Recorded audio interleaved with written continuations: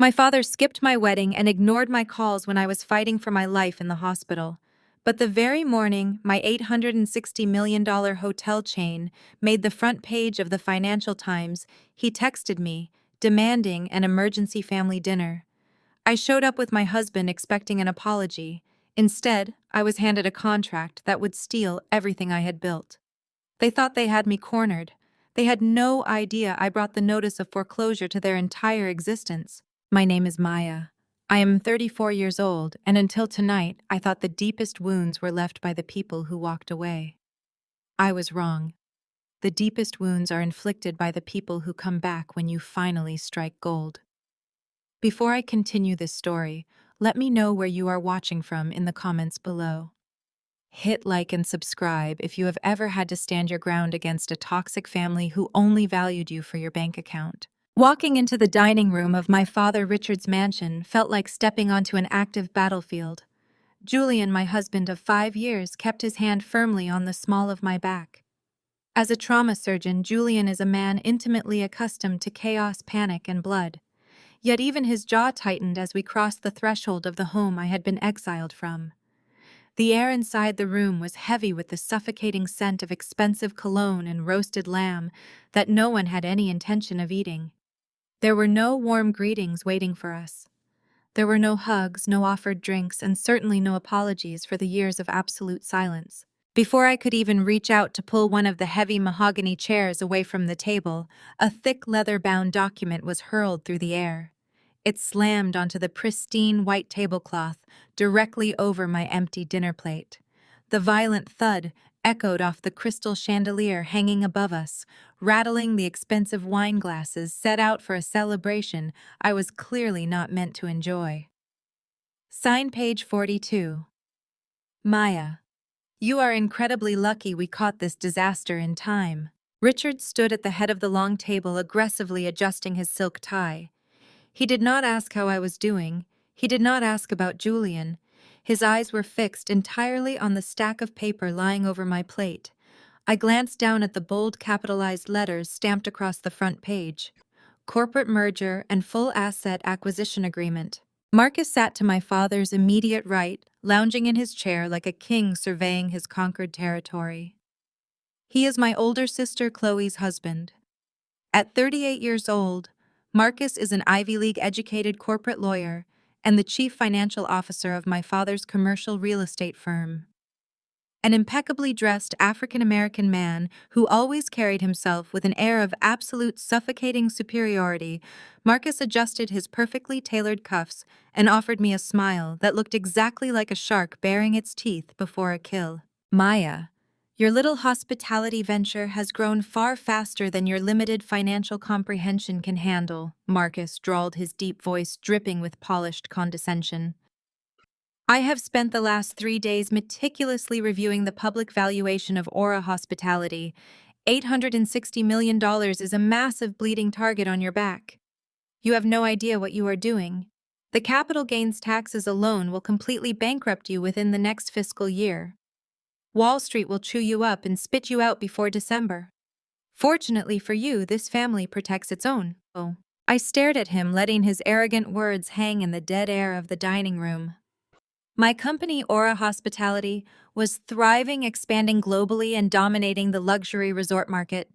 Meanwhile, everyone in the financial sector knew Richard's commercial real estate holding company had not posted a single dime of profit in over 3 years. They were sinking bleeding money on outdated office buildings while my resorts were fully booked for the next 2 years.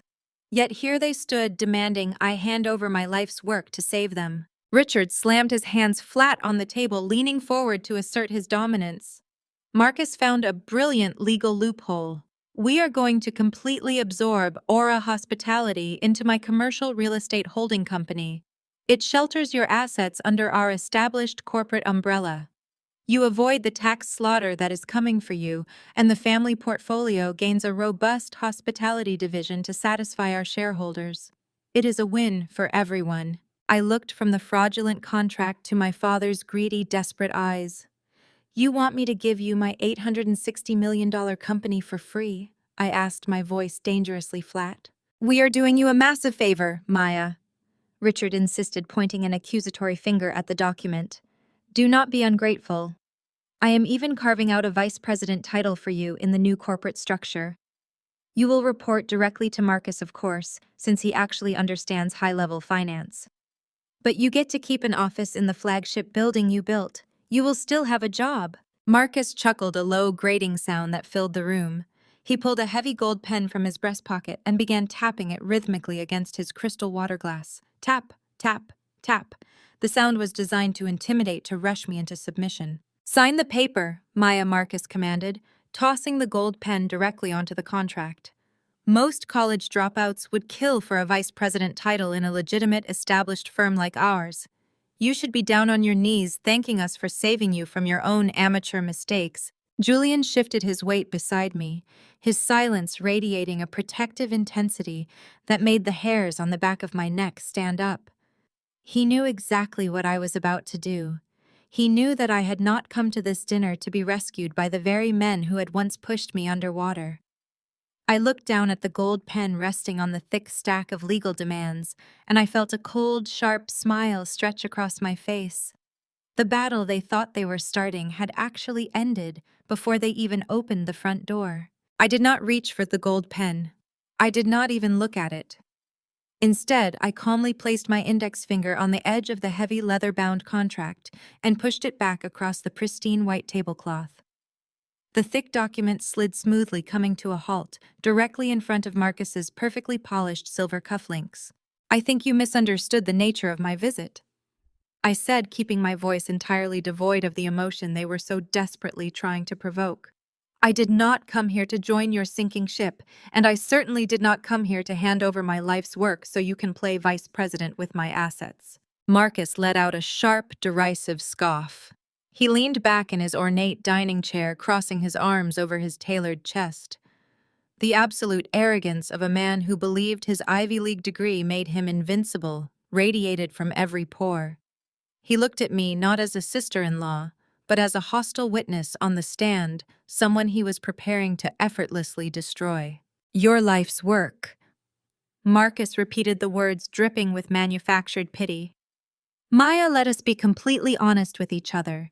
You run a boutique chain of pretty hotels. You pick out throw pillows and thread counts. It is a nice little pet project, but it is not a legacy. Do you honestly believe you built that on your own merit? You built it because the banks saw your last name. They saw Richard's legacy backing you up. Without the family name protecting your fragile little brand, Aura Hospitality is just a lucky fluke waiting to crash." He picked up his wine glass, swirling the dark red liquid with practiced ease. "You have no real corporate strategy. You have no risk management. You are a little girl playing business in a world run by sharks. We are throwing you a life preserver. If you refuse it, you will drown, and we will not be there to pull you out when the creditors come knocking." I let a genuine laugh escape my lips. The sound echoed in the large dining room, sharp and completely devoid of fear. Julian shifted beside me, an amused smirk playing at the corners of his mouth. Julian was a trauma surgeon. He spent his days pulling people back from the brink of death. He was entirely unfazed by corporate bullies in expensive suits trying to throw their weight around. He simply reached out and rested his hand firmly over mine, a silent anchor of support. "A lucky fluke," I repeated, tasting the sheer absurdity of his words. "Marcus, you are the chief financial officer of this family's empire. You are supposed to be the smartest guy in the room. So tell me, when was the last time you actually looked at the Wall Street Journal, or do you only read the luxury lifestyle section these days?" Marcus's jaw tightened. He did not like his intelligence being questioned. "I read the relevant financial reports. Clearly you missed yesterday's closing bell," I replied, leaning forward and resting my forearms on the table. I locked eyes with him, refusing to blink. Aura Hospitality is no longer a boutique chain of pretty hotels. As of yesterday afternoon, independent auditors and Wall Street analysts evaluated my company. Aura Hospitality is officially valued at $860 million. The entire table froze. The clinking of silverware stopped. Even the ambient hum of the mansion's air conditioning seemed to vanish into the sudden suffocating silence. The mansion's dining room, with its imported Italian marble floors and curated art collection, suddenly felt incredibly small and tight. The illusion of their untouchable wealth was cracking right before my eyes. I turned my gaze slowly toward my father, watching the color drain from his face. His confident posture crumbled, his shoulders sagging against the high back of his chair. $860 million, Dad. My net worth is nearly $1 billion. Meanwhile, your commercial real estate holding company has not posted a single dime of profit in 3 consecutive years. You have empty office buildings in a dead market. You are bleeding cash every single day. I looked back at Marcus, my voice dropping to a lethal whisper. You are not throwing me a life preserver, Marcus. You are drowning. You are drowning in your own arrogance and financial incompetence, and you are trying to use my company as a raft. My lucky fluke is worth more than this entire family's legacy combined. The air in the room turned instantly toxic. The reality of my wealth hit them like a physical blow. They had expected me to be grateful. They had expected me to cower under their corporate intimidation and hand over the keys to my kingdom. Instead, I had just exposed their entire facade for exactly what it was, a desperate, pathetic money grab. I could see the panic settling into the corners of my father's expression. He had always controlled the narrative, always dictated who held the power in this family, and for the first time in his life, he was staring across the table at someone he could not intimidate. How dare you! The shrill, piercing voice shattered the silence. Chloe, my older sister, and the undisputed golden child of the family slammed her wineglass down onto the table with such force that the crystal stem nearly snapped. Dark red wine sloshed over the rim, staining the pristine white tablecloth like a fresh wound. Chloe stood up her chair, screeching violently against the hardwood floor.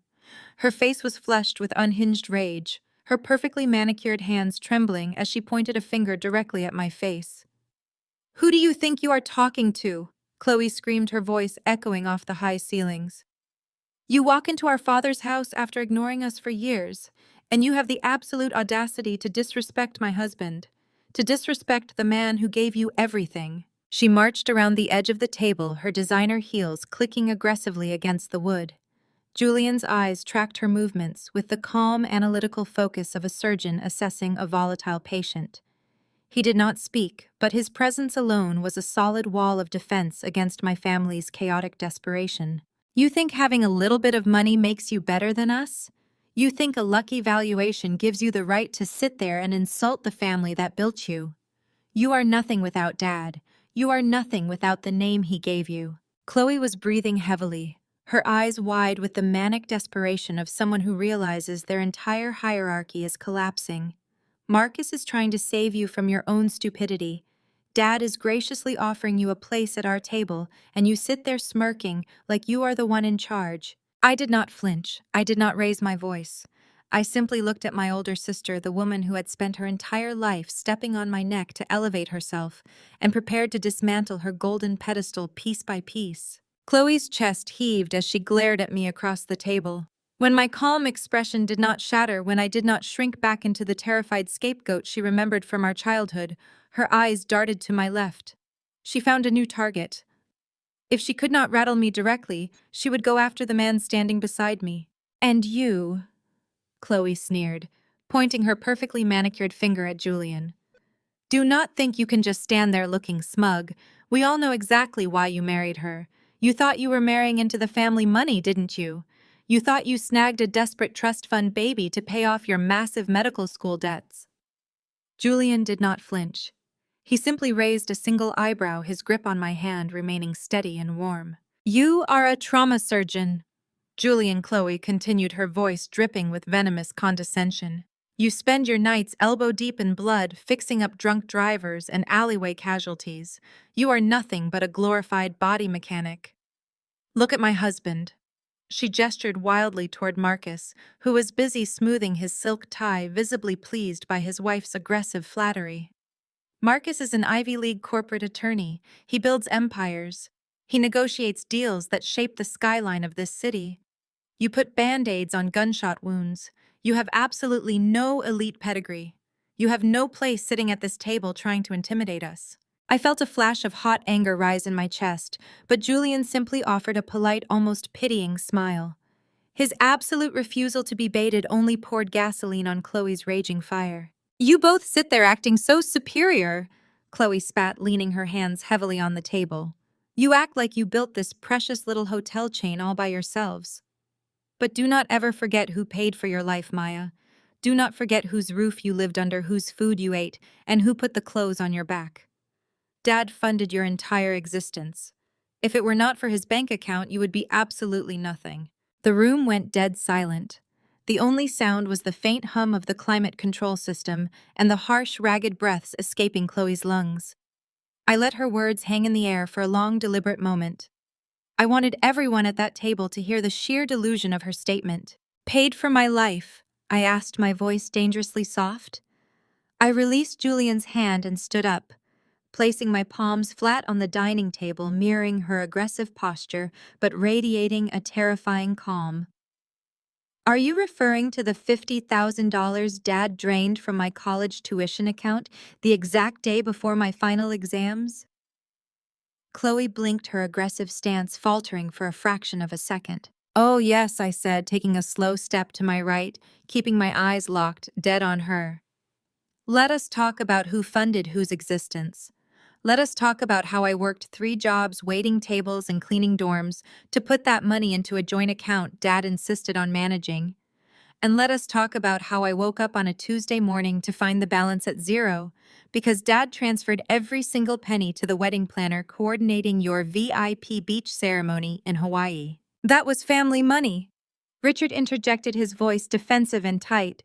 "You were living under my roof. It was my right to reallocate those funds for the family's image." I ignored him completely, my focus entirely zeroed in on Chloe. "And let us talk about where I was while you were drinking vintage champagne on a white sand beach, Chloe. Do you remember?" "Because I certainly do." Chloe swallowed hard, looking away. "You were dramatic as always. You faked an illness to ruin my special week. I was lying in the intensive care unit at County General Hospital with a ruptured appendix," I stated, my voice echoing off the vaulted ceiling.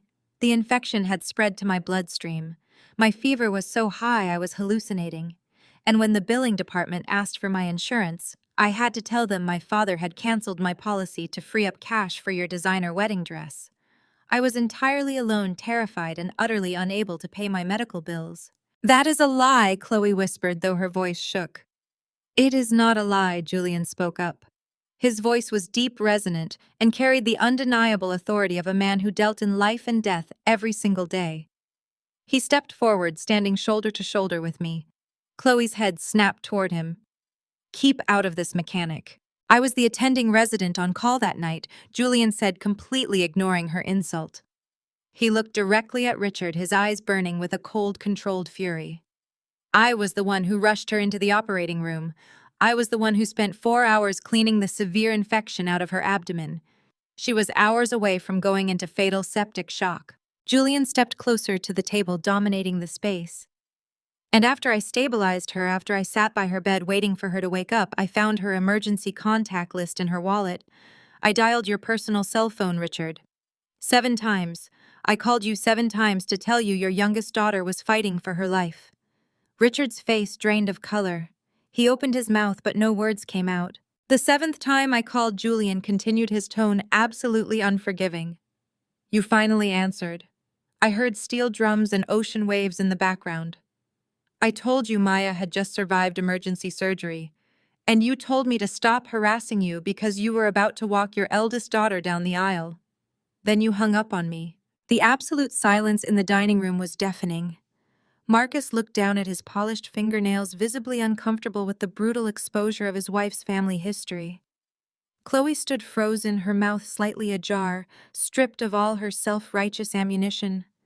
The ugly, undeniable truth of their cruelty had been dragged out into the harsh lighting of the dining room for everyone to see. Richard's face transitioned from a pale, sickly white to a deep, mottled purple.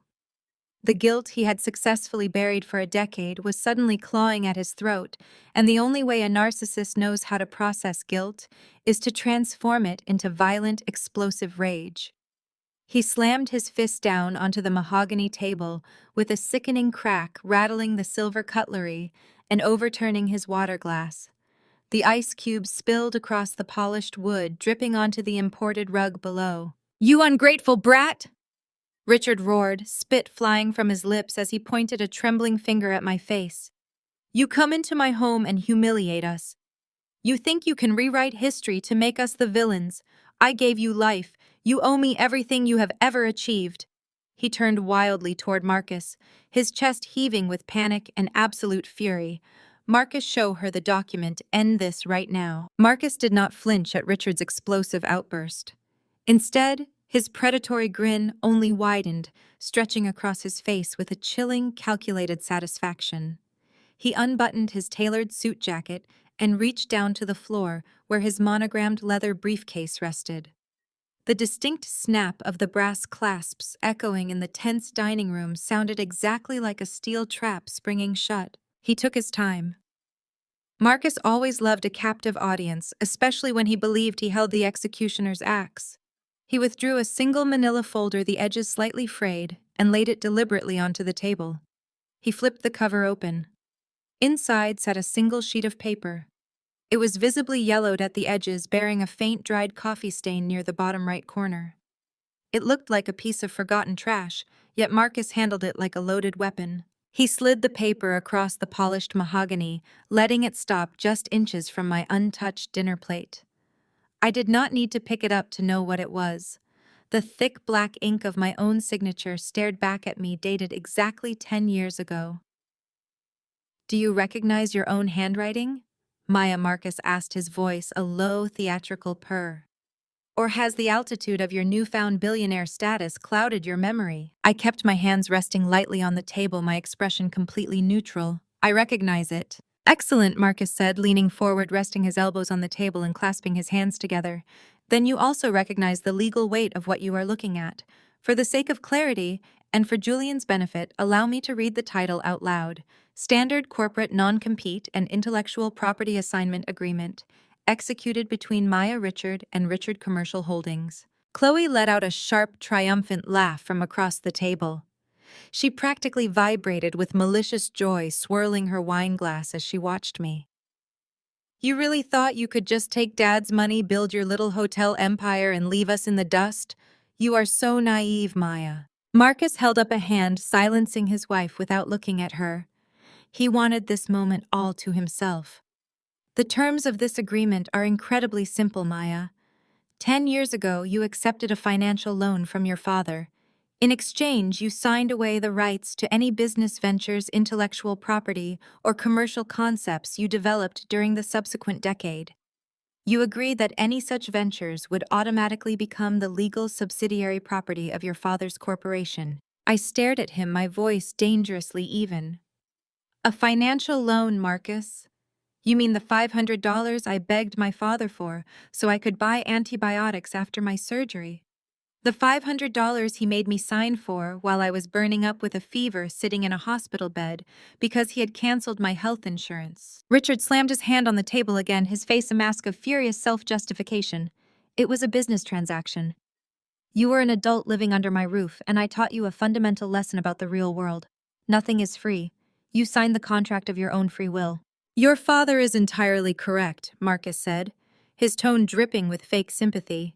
"The origin of the funds is irrelevant to the federal courts. A contract is a contract. And this particular contract states that Aura Hospitality does not belong to you. It never belonged to you. Every hotel you opened, every brand deal you secured, every dollar of that $860 million valuation legally belongs to Richard Commercial Holdings." He picked up his gold pen again, tapping it once against the yellowed paper. Julian stepped slightly closer to me, his jaw clenching, but I squeezed his hand, a silent command to let them dig their grave just a little deeper. "So let us discuss your options, Marcus," continued his voice, dropping into a hard, clinical cadence. "You are going to sign the merger agreement sitting in front of you tonight. You are going to officially and quietly transfer the controlling shares of Aura Hospitality to us. If you do that, we will let you keep a generous vice president title. You will still get a paycheck. You will still get to play boss in your pretty hotel lobbies." And if I refuse, I asked, my voice barely above a whisper, Marcus smiled a cold, dead expression that sent a chill through the room. If you refuse, I will walk into the federal courthouse at exactly 9 o'clock on Monday morning. I will file an emergency injunction against you and your board of directors. I will present this signed intellectual property assignment to a federal judge. Before you even finish your morning coffee, every single asset tied to Aura Hospitality will be entirely frozen. He leaned closer, enjoying the imaginary terror he thought he was inflicting. Your corporate bank accounts will be locked. Your personal stock shares will be suspended. You will not be able to process payroll, pay your vendors, or secure a single loan. We will bleed your company dry in litigation until you are forced to file for bankruptcy. Wall Street will panic, your board will abandon you, and your $860 million valuation will evaporate into thin air. Chloe leaned across the table, her eyes wide with a manic, vengeful excitement. You will lose everything, Maya. You will be right back exactly where you started, broke, sick, and begging Dad for a handout. Marcus settled back into his chair, looking incredibly pleased with his own performance. You have no move here, Maya. I am a corporate litigator. I destroy people for a living. I know exactly how to drag this out in the courts until you cannot even afford to pay Julian's student loans. You built a nice little sandcastle, but we own the beach. Now pick up the pen and sign the merger agreement. Richard folded his arms across his chest, a sickeningly proud smile breaking through his earlier rage. He looked at Marcus like a prized racehorse, then turned his arrogant gaze back to me. Listen to your brother-in-law, Maya. He is the smartest guy in this room. You cannot win this. I sat perfectly still. I did not reach for the yellowed contract. I did not look at the merger agreement. I just looked at the three of them absolutely suffocating in their own unearned confidence. They truly believed they had trapped me. They truly believed a piece of trash paper from 10 years ago was going to hand them my empire on a silver platter. They had no idea I had been waiting for this exact moment for 3 long years. The silence in the room stretched thick and suffocating, but it was quickly broken by the sound of Marcus pouring himself another glass of a vintage Bordeaux. He leaned back in his chair, swirling the deep red liquid, utterly intoxicated by his own perceived brilliance. He looked at me with the smug, self-satisfied grin of a predator that had just snapped the jaws of a trap shut. It really is a beautiful piece of legal architecture, Marcus boasted, his deep voice resonating with absolute arrogance. I drafted that specific clause myself, right after I graduated at the top of my class at Harvard Law. Most junior associates use boilerplate templates, but I wanted something bulletproof. I designed the intellectual property assignment to be incredibly broad. It captures any and all concepts, designs business models, and branding strategies related to the hospitality or real estate sector that you might conjure up. And I buried it deep on page 42, nestled firmly between standard arbitration clauses and severability jargon. He took a slow, deliberate sip of his wine, savoring the moment. I knew a desperate, sick 24-year-old girl would never pay for independent counsel to review a family loan agreement. I knew you would just sign exactly where I put the little yellow sticky note. It was a flawless trap, Maya. You spent the last decade building a billion-dollar empire, and legally you were doing it as an unpaid intern for your father's corporation. My Ivy League education just bought this family your entire life's work for the cost of a $500 medical loan. Richard nodded vigorously, his earlier rage entirely replaced by greedy vindication. He looked at Marcus with naked admiration, the kind of respect he had never once directed toward me. Brilliant work, Marcus. Absolutely brilliant. This is why you are the CFO. This is how real business is conducted. Exactly. Chloe chimed in, her voice shrill with sudden manic excitement. The reality of my wealth had finally bypassed her anger and settled directly into her insatiable greed. She clapped her hands together, her diamond rings catching the light from the chandelier overhead. She looked at me not as a sister who had just been robbed, but as a defeated servant who was about to be dismissed. Now that all this boring legal technicality is finally settled, we need to talk about the Manhattan flagship, Chloe demanded, her eyes wide and feverish. The Aura Grande on Central Park South. I saw the Architectural Digest spread last month. I want the deed to that specific property transferred to my name immediately. I stared at her. my face a mask of absolute calm. You want the flagship hotel? I want the top 2 floors, Chloe corrected, waving her hand as if batting away a fly. The penthouse suites. I am taking them over for my interior design firm. I need a physical showroom in the city that actually reflects my elite aesthetic. Your current lobby design is so terribly pedestrian, Maya. It lacks vision. I am going to gut the entire ground floor and start over. You can consider it a massive upgrade to your little brand. I let a short, sharp breath escape my nose. Your interior design firm, I repeated, making sure my voice carried to every corner of the vast dining room. Are you referring to the LLC Dad set up for you 5 years ago? The one that has not secured a single paying client since its inception? The same firm where your only actual project was redecorating Dad's pool house. A project where you still managed to go $150,000 over budget because you ordered the wrong imported Italian tiles. Chloe's face flushed a violent, angry red. Her manic excitement shattered instantly, replaced by vicious defensiveness. I am highly exclusive. I do not just take any client off the street like some desperate contractor. My vision requires the right canvas and the aura. Grand is going to be my launch pad. Dad already agreed. Of course he did. I said, my gaze shifting to Richard, who was suddenly refusing to meet my eyes. Because funding your delusions is his full-time job. Watch your mouth, Chloe shrieked, slamming her hand flat against the table. You lost, Maya. You are sitting there acting high and mighty, but Marcus just proved that you own absolutely nothing. You are a placeholder. You are keeping my properties warm until we decided to collect. I want your corner office in Manhattan cleared out by Monday morning. You can leave the custom furniture. I might be able to salvage it for a waiting room, but I want your personal trash out of my building. She crossed her arms, lifting her chin in a perfect picture of unearned superiority. You can coordinate with my assistant to hand over the master keys.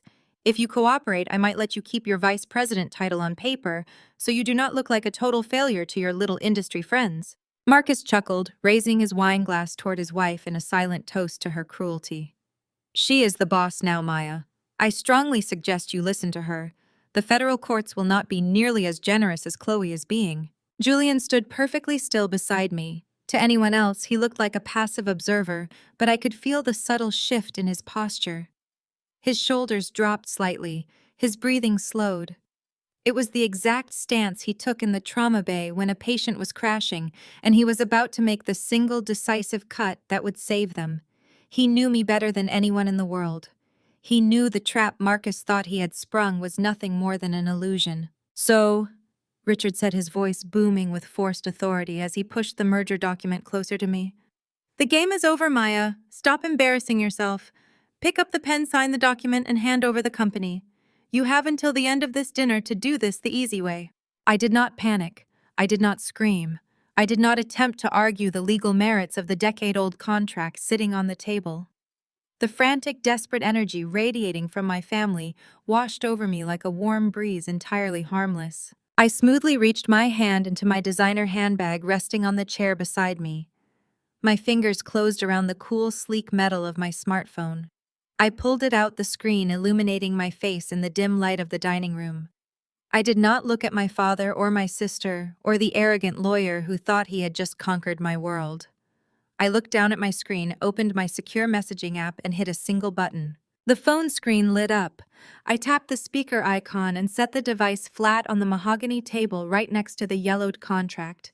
The dial tone echoed loudly in the cavernous dining room. 1 ring, 2 rings. A crisp, professional woman's voice filled the space. Evelyn Vance, lead counsel. Go ahead, Maya. Evelyn, I said, keeping my eyes locked on Marcus. Marcus just presented the intellectual property assignment from 10 years ago. He is threatening a federal injunction by 9 o'clock Monday morning to freeze Aura Hospitality's assets. There was a sharp, clinical sigh from the phone speaker. I almost hoped he would be smart enough not to pull that trigger. Marcus, are you listening? Marcus sat rigidly, his predatory grin faltering slightly at the edges. He glanced at Richard, then back to the phone. I am listening. And whoever this is, you should advise your client to sign the merger. The contract is ironclad. I leaned forward, resting my arms on the table. You really thought you were the only one who did their homework, Marcus. You thought I built an $860 million empire without hiring an army of auditors to scrub every single legal document attached to my name? I found your little trap on page 42 exactly 3 years ago. Marcus blinked, a sudden flash of uncertainty crossing his features. Did you honestly believe I would leave a liability like that unaddressed? I asked, my voice dropping to a harsh whisper. Let us talk about the circumstances of that signature. 10 years ago, I was lying in a hospital bed with a ruptured appendix. My core temperature was 104 degrees. I was pumped full of broad-spectrum intravenous antibiotics and high-dose painkillers. I was begging my own father for $500 just to cover the copay for the medication that was keeping me from going into septic shock. I pointed a finger at the yellowed paper on the table. You and my father walked into my hospital room and handed me a pen. You told me I had to sign a standard liability waiver to release the funds from the family trust. I could not even focus my eyes on the paper. I was severely medicated, delirious, and fighting for my life. Chloe opened her mouth to argue, but Julian stepped forward, his voice cutting through the room with absolute clinical authority. I was her attending physician, Julian stated, staring directly at Marcus. And unlike you, I take my ethical obligations very seriously. When I realized what Richard had made her sign, I immediately opened her medical chart. I documented her exact temperature, the exact dosage of narcotics in her bloodstream, and her severe state of delirium. I placed a sworn permanent note in her medical file stating that the patient was experiencing acute altered mental status and possessed zero legal capacity to consent to any binding agreements. The color began to drain from Marcus's face. His perfectly tailored suit suddenly looked a size too big. Evelyn, I said, please update my brother-in-law on the preparations we made. Gladly. Evelyn's voice rang out from the phone, sharp as a scalpel. Marcus, we have spent the last 3 years building an airtight defense against that specific piece of trash you are holding. We have sworn affidavits from the hospital's medical board confirming Maya's lack of capacity. We also hired 2 independent court-certified handwriting experts. Both submitted sworn testimony that the signature on that document displays severe tremors, consistent with extreme physical distress and heavy narcotic influence. The contract is not just voidable, it is fundamentally fraudulent. Marcus swallowed hard, his Adam's apple bobbing nervously against his silk tie. He tried to speak, but the words seemed caught in his throat. But we do not just have a defense, Marcus. Evelyn continued, her tone shifting from professional to lethal. We have an offensive strategy ready to deploy. If you walk into a federal courthouse on Monday morning and attempt to file an injunction using a document you know was obtained under medical duress, you will not just lose the case. I will personally hand-deliver a grievance to the State Bar Association before lunch. I will submit the medical records, the affidavits, and evidence of your premeditated coercion. Evelyn paused, letting the weight of her threat settle heavily over the dining table. You will face immediate disbarment for extortion, malicious prosecution, and attempting to perpetrate a fraud upon the court, Evelyn stated. You will lose your license to practice law. You will lose your position as CFO. You will be facing criminal charges. So, Marcus, I highly encourage you to file that injunction. It will make my week. I reached out and tapped the red button on my phone, ending the call. The silence that followed was absolute. Marcus stared at the yellowed contract sitting in front of him, as if it had suddenly turned into a venomous snake. The arrogant, untouchable Ivy League lawyer was gone. In his place sat a terrified, sweating man who realized he had just handed his entire career over to the very woman he was trying to destroy. His hand trembled slightly as he slowly pulled his arms off the table, the heavy gold pen slipping from his fingers and clattering against his untouched dinner plate. Chloe looked frantically between her husband and me. The realization that she was not getting the Manhattan flagship penthouse was slowly filtering through her rage, replaced by the terrifying prospect that her husband was about to lose his law license and their primary source of income. Marcus, Chloe hissed, grabbing his arm, her manic energy replaced by sheer panic. Tell her she is lying. Tell her the contract holds up. Marcus did not answer. He could not even look at her. He just stared blankly at the table, his breathing shallow and rapid. The infallible trap he had designed was entirely worthless, a ticking time bomb that had just been handed right back to him. Richard watched his prized corporate attack dog crumble in real time. The legal threat was completely dead. The intimidation tactic had failed spectacularly. The realization hit Richard like a freight train, but a man who has spent his entire life manipulating people never simply surrenders when cornered. Richard's posture shifted. The purple explosive rage vanished from his face, instantly replaced by something far more insidious. He realized brute force would not work against me anymore. The walls were closing in on his failing empire, and if he could not force me to save him, he was going to have to change his entire strategy. Richard let out a long, shuddering sigh. He uncrossed his arms and placed his hands flat on the table, palms up in a universal gesture of surrender. The terrifying tyrannical patriarch evaporated instantly, replaced by an aging, weary father. It was a performance worthy of an Academy Award. His eyes actually glistened under the chandelier light, pooling with forced artificial tears. He let his shoulders slump physically, transforming from the corporate dictator into a fragile man desperate for connection. Maya. He began, his voice dropping an octave, softening into a gentle, pleading rasp.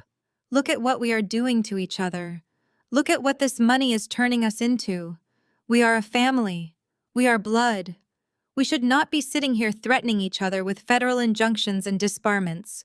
Your mother would be absolutely heartbroken to see her girls fighting like this. We have let pride and ambition blind us to what truly matters. I felt Julian tense beside me at the mention of my mother. Using her memory as a bargaining chip was a new low even for Richard, but I kept my face entirely impassive. I watched a single tear trace a path down his weathered cheek. 10 years ago, that tear would have broken me. 10 years ago, I would have surrendered anything to hear my father speak to me with that level of manufactured tenderness. Now it just looked like cheap theater. I made mistakes, Maya. Richard continued, his voice cracking with rehearsed emotion. I pushed you too hard. I was demanding. I let business cloud my judgment. But everything I did to build a legacy for you and your sister. I wanted to create an empire that would protect our family for generations.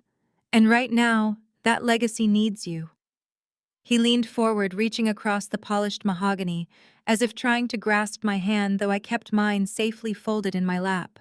The truth is, Richard Commercial Holdings is facing a slight transitional phase, he said, injecting a tone of forced humility into his words. The market has been unpredictable. We are experiencing a minor cash flow hiccup, a temporary lack of liquidity caused by aggressive expansion. It is nothing we cannot handle, but the timing is inconvenient. I brought you here tonight because I realized I need my brilliant daughter. I need you and Chloe to stand together side by side. If Aura Hospitality merges with the family holding company, our combined assets will smooth over this temporary rough patch. We can protect the family legacy together, as partners. He finished his speech with a watery, hopeful smile, playing the role of the humbled king asking his exiled heir for forgiveness. It was a masterclass in emotional manipulation. I stared at him for a long, quiet moment. I did not blink.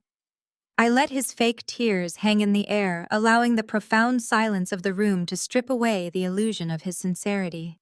A minor cash flow hiccup, I repeated, my voice flat, devoid of any warmth or sympathy. Exactly. Richard nodded quickly, swiping a hand across his eyes. Just a temporary liquidity issue.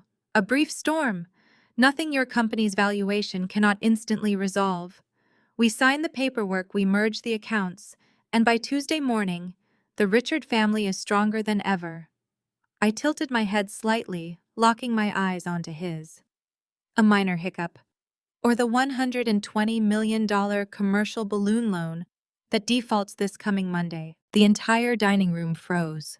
The silence was so sudden and absolute that I could hear the faint hum of the climate control system cycling air through the vents. The grandfather clock in the hallway seemed to tick louder, counting down the seconds to their destruction. Richard's watery, hopeful smile vanished. The color drained from his face, leaving his skin a sickly mottled gray.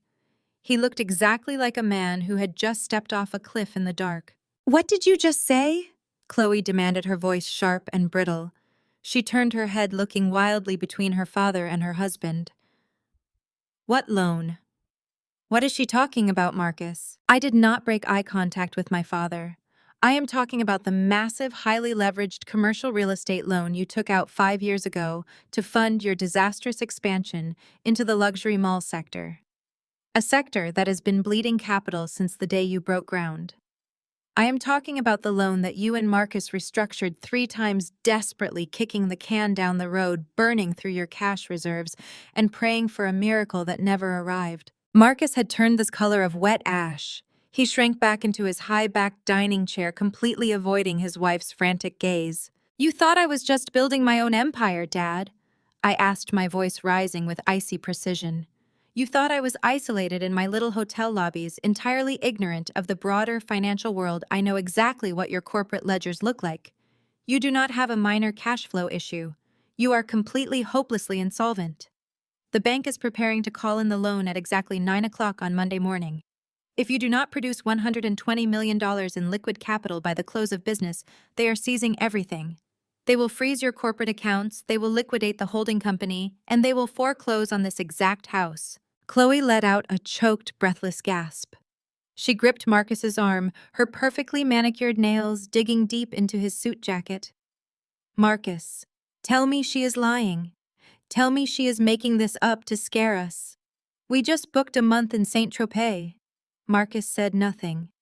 He stared at his empty wine glass, his jaw clenched so tight the muscles in his cheek twitched. A bead of sweat rolled down his temple. "He cannot tell you I am lying, Chloe," I said, leaning back in my chair and crossing my arms. "Because Marcus is the chief financial officer who signed off on the final restructuring agreement. Marcus is the one who tied your personal assets to the corporate guarantee just to buy yourselves 6 more months of breathing room. Marcus knows that when the bank forecloses on Monday, you are not just losing the family business. You are losing your trust fund. You are losing your sports cars, your jewelry, your vacation homes, and the roof over your head. You are going to be completely bankrupt." Chloe's eyes widened in absolute horror. The reality of the situation crashed down on her, completely obliterating her delusions of Manhattan penthouses and limitless wealth. She was not inheriting a billionaire empire. She was inheriting a mountain of catastrophic, life-ruining debt. "You lied to me," Chloe whispered, her voice trembling violently as she stared at her husband. "You told me the company was expanding. You told me we were buying Aura Hospitality to diversify the portfolio. You told me my interior design firm was getting a flagship showroom." Richard slammed his fist onto the table, but there was no power behind it. The heavy mahogany barely registered the impact. It was the weak, desperate flailing of a defeated man. "How did you get those numbers, Maya? Those financial records are sealed under strict corporate confidentiality. That is illegal." "I am the CEO of a company valued at nearly $1 billion, Dad," I replied, my voice ringing with absolute, unshakable authority. "I have friends on the boards of every major financial institution in the city. I have investors who play golf with your creditors. I knew about your impending default before your own board of directors did. You did not invite me here tonight to merge our companies as partners. You invited me here to steal my life's work so you could use my hard-earned assets to pay off your catastrophic failures." The illusion of power they had maintained all evening was completely shattered.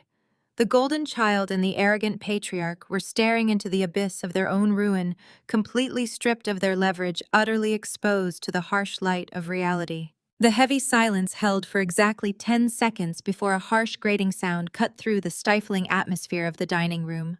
Marcus threw his head back and laughed. It was a loud, abrasive, and entirely mirthless sound that echoed sharply against the dark mahogany walls. He brought his hands together, initiating a slow, deliberate, and mocking clap. The sharp smacks of his palms were intended to sound commanding, but they carried the distinct, frantic energy of a cornered animal trying to look large.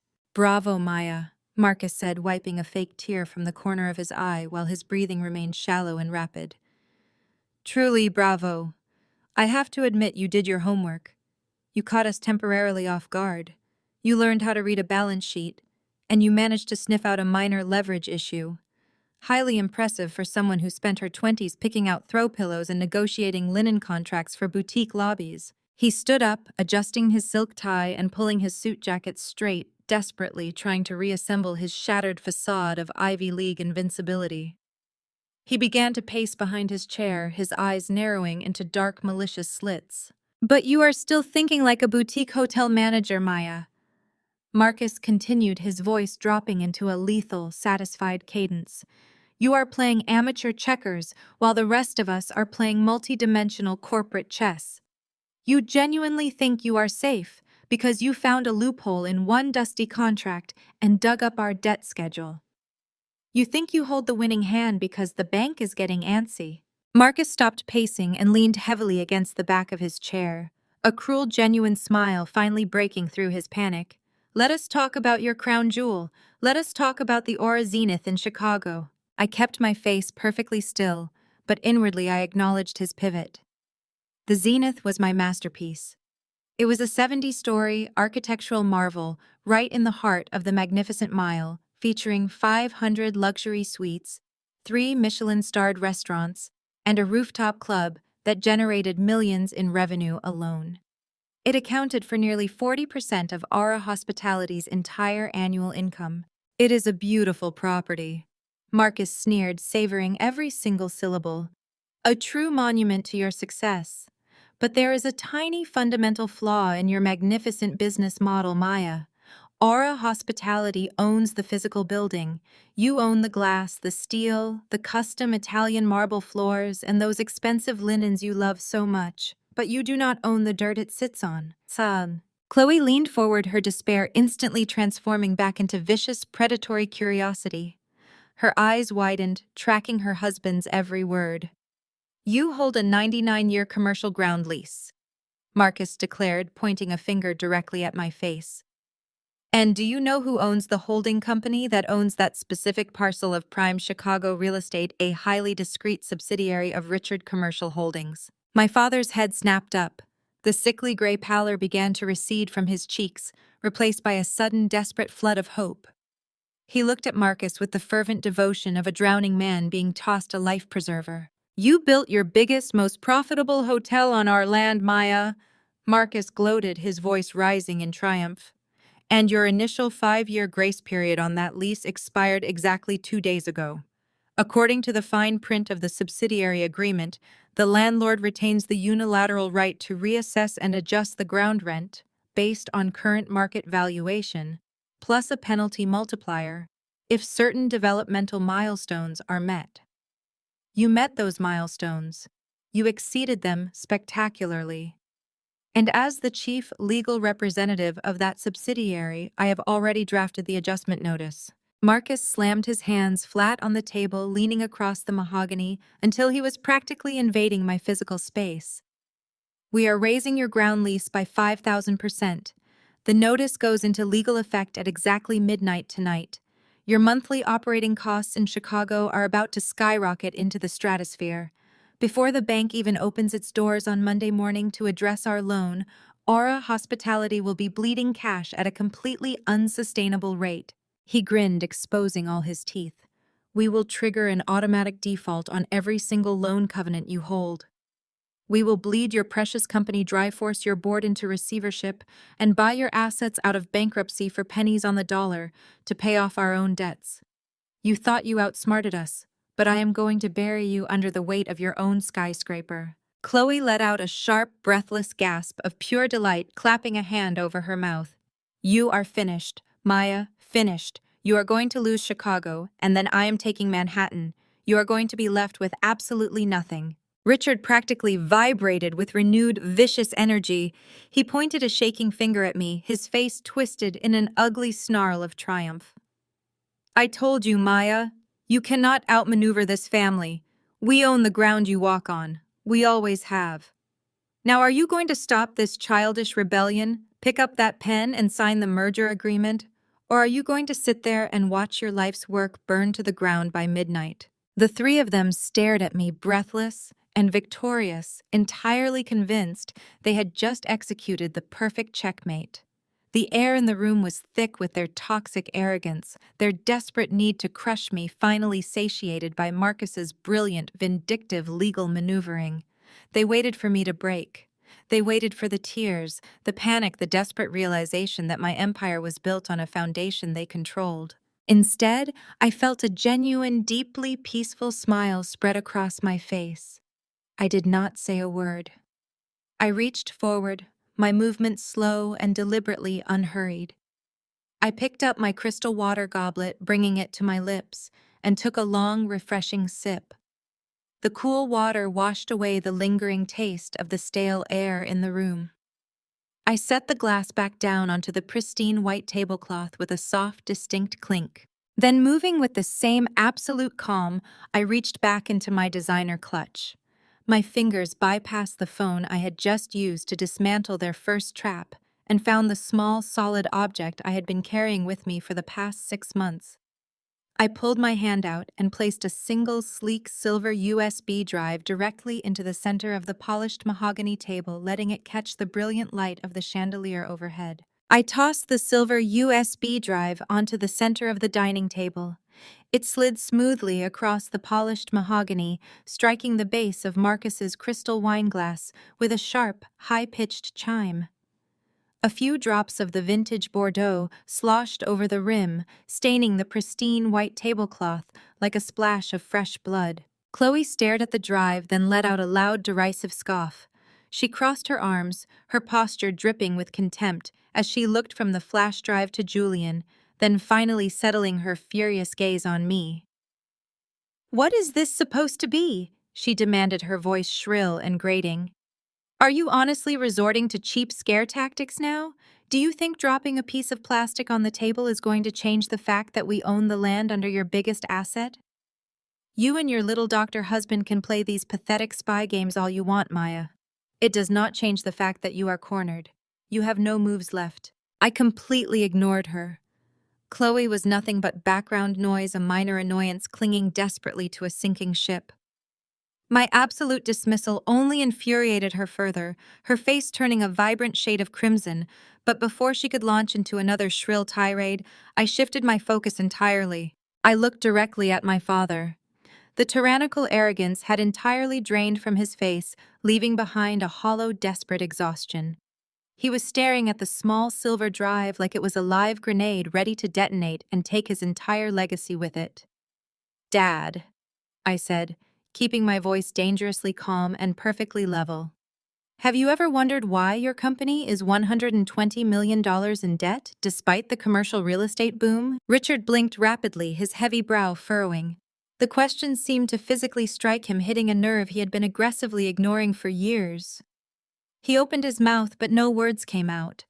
He looked at the drive, then up at me, the gears in his mind frantically trying to process a reality he had spent a decade avoiding. The commercial real estate market had been experiencing unprecedented, explosive growth. Property values had skyrocketed across every sector. Rents were at an all-time high. Yet Richard Commercial Holdings was bleeding cash daily, taking out massive predatory balloon loans just to keep the lights on and meet basic payroll. It was a mathematical impossibility that he had willfully ignored because the person managing the ledgers was supposed to be his infallible, brilliant protégé. I slowly lifted my arm and pointed my index finger directly at Marcus. "Did you ever independently audit the financial reports your brilliant Ivy League CFO hands you?" Marcus flinched. He actually physically recoiled, pressing himself so hard against the back of his chair that the expensive wood groaned loudly in protest. His face, already pale from the revelation about the medical records, turned a sickly translucent white. A thick sheen of nervous sweat broke out across his forehead. He reached forward with a violently trembling hand, desperately trying to snatch the USB drive off the table, but Julian moved faster. My husband stepped forward and firmly planted his hand flat over the silver drive, his grip completely immovable. "I would not touch that if I were you," Julian stated, his voice quiet but carrying a heavy, unmistakable threat. "That is corporate evidence." "Let me tell you exactly what is on that drive, Dad." I continued keeping my eyes locked on my father while Marcus silently panicked. Because I did not just audit my own contracts. When I realized Marcus was setting fraudulent traps in my initial loan agreement, I hired an elite forensic accounting firm. I paid them a small fortune to quietly trace the money flowing through the various subsidiaries of Richard Commercial Holdings. The exact same subsidiaries Marcus manages with absolute unquestioned autonomy. Richard's breathing grew shallow and labored. He turned his head slowly, looking at his son-in-law. "What is she talking about, Marcus?" he rasped, his voice trembling with a terrifying realization. "She is lying," Marcus practically shouted, his voice cracking with sheer, unfiltered panic. He gripped the edge of the table, his knuckles white. "She is fabricating documents to get out of the Chicago ground lease. Do not listen to her, Richard. She is trying to tear this family apart to save her own skin. It is a desperate bluff. I have offshore bank routing numbers," I stated clearly, my voice cutting easily through his frantic, pathetic shouting. "I have wire transfer logs. I have hundreds of internal emails tracing funds directly into shell companies registered in the Cayman Islands and the British Virgin Islands."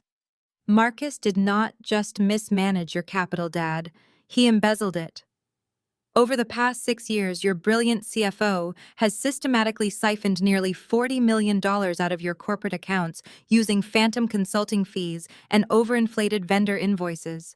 "That is a lie," Chloe screamed, leaping to her feet. Her heavy dining chair tipped backward, crashing loudly onto the hardwood floor. "Marcus would never do that. We have money. We are rich. You are just a jealous, bitter failure trying to ruin my life because you know I am about to take your company. You are completely broke, Chloe," I said, finally looking directly at my sister, letting her see the absolute certainty in my eyes. "The vintage Mercedes you bought last month, the luxury villa in Tuscany you just reserved for the summer, Marcus paid for all of it using stolen corporate funds. He bled your father's legacy dry to fund your endless shopping sprees and to hide his own catastrophic options trading losses. The reason the holding company cannot pay the balloon loan on Monday is because Marcus stole the reserve capital. You do not have an empire. You have a crime scene." Richard let out a sound that was half gasp, half sob.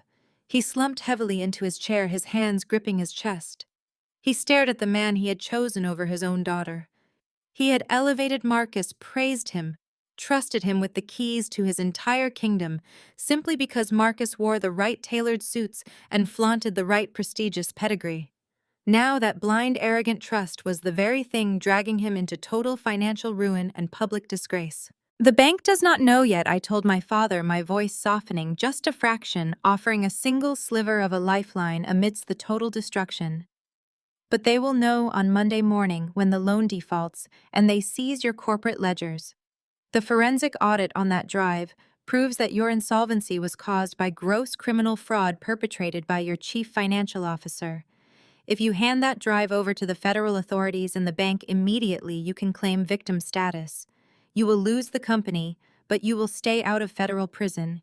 If you try to cover for him, if you hesitate for even a second, you are legally an accessory to wire fraud and multi-million-dollar embezzlement." Richard sat perfectly still, the terrifying reality of federal prison paralyzing him.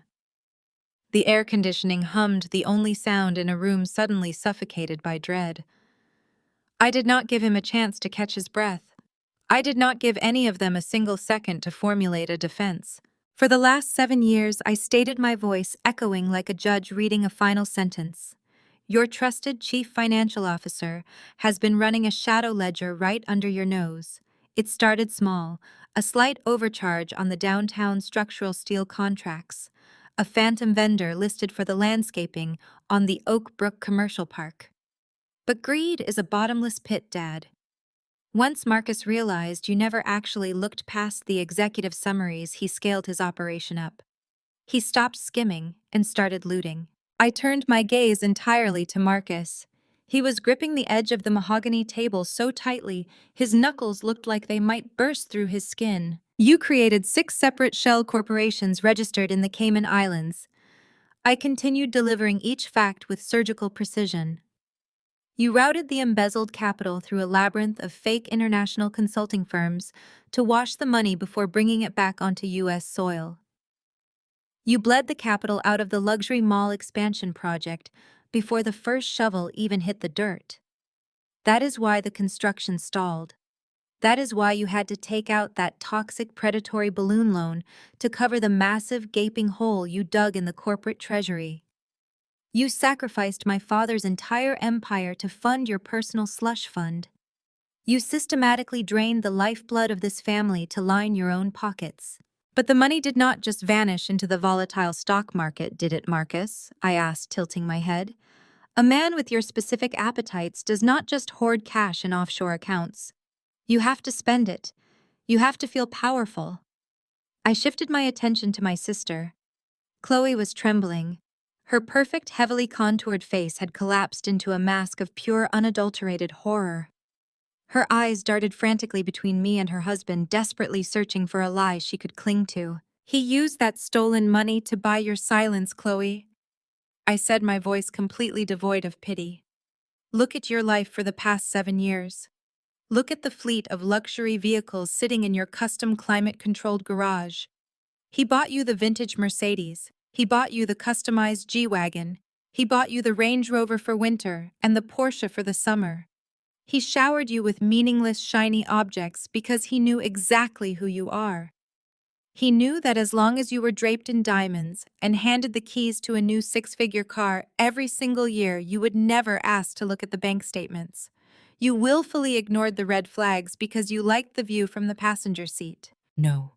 Chloe whispered, shaking her head back and forth. Her voice was weak, stripped of all its usual venom. No, he is a partner. He makes a massive salary. He earns bonuses. He earns a salary that could never support your lavish lifestyle. I shot back instantly. He needed the embezzled millions to maintain the illusion of unlimited wealth. But here is the truly fascinating part of the forensic audit. Here is the detail that absolutely solidified Marcus's utter lack of impulse control.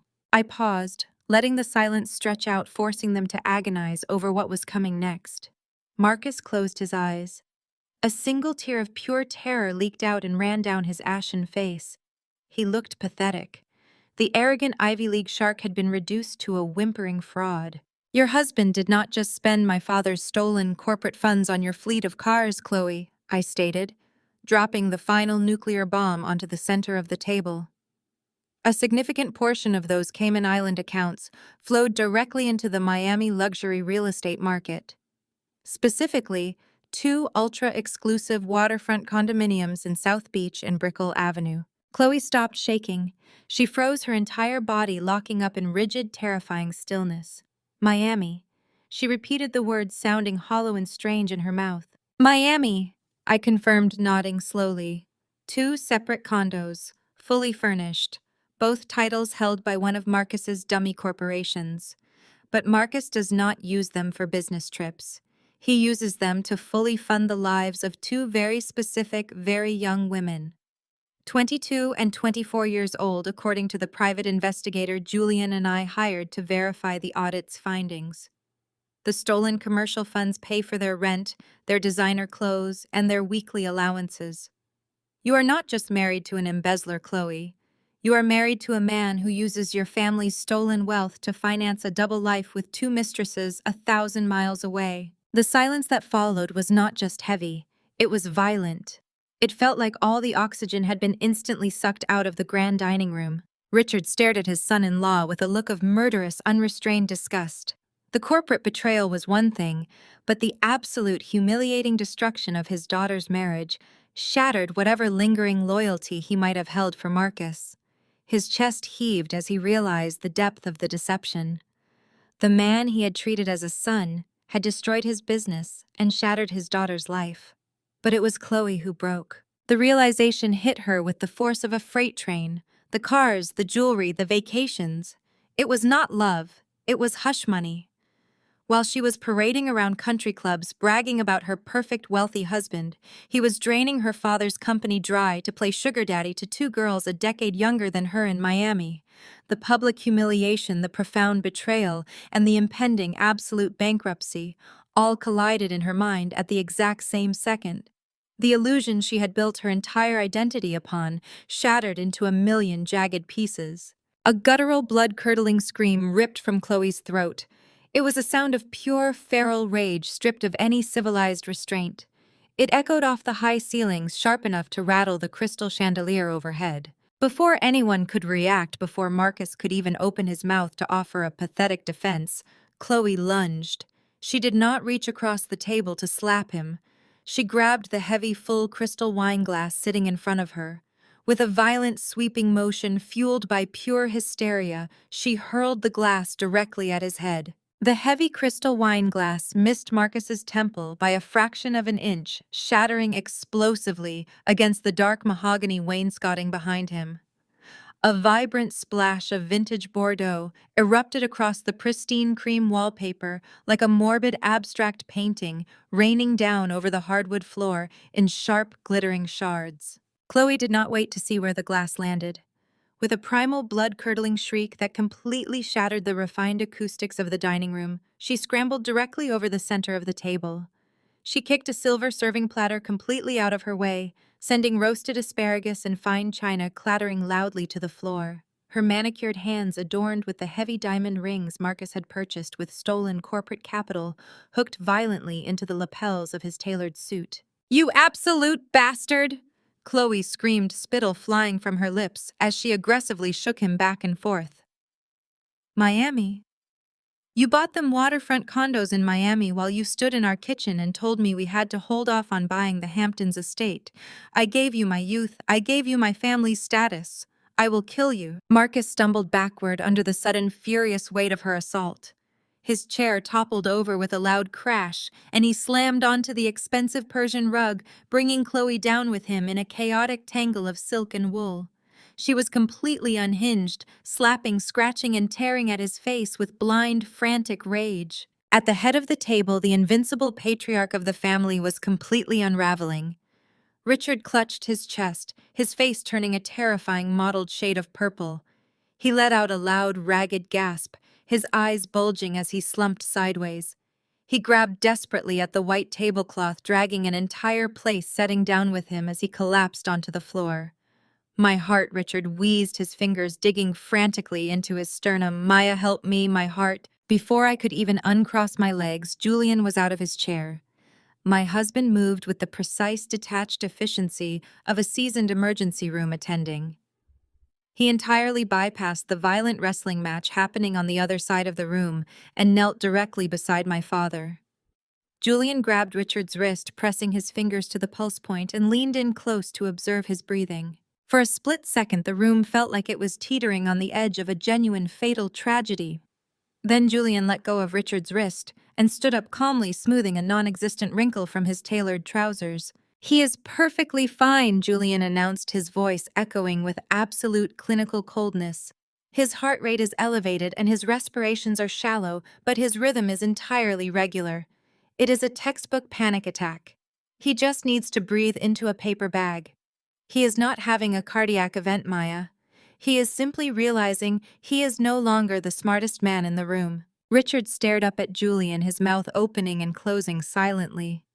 The sheer humiliation of being medically dismissed overrode his panic.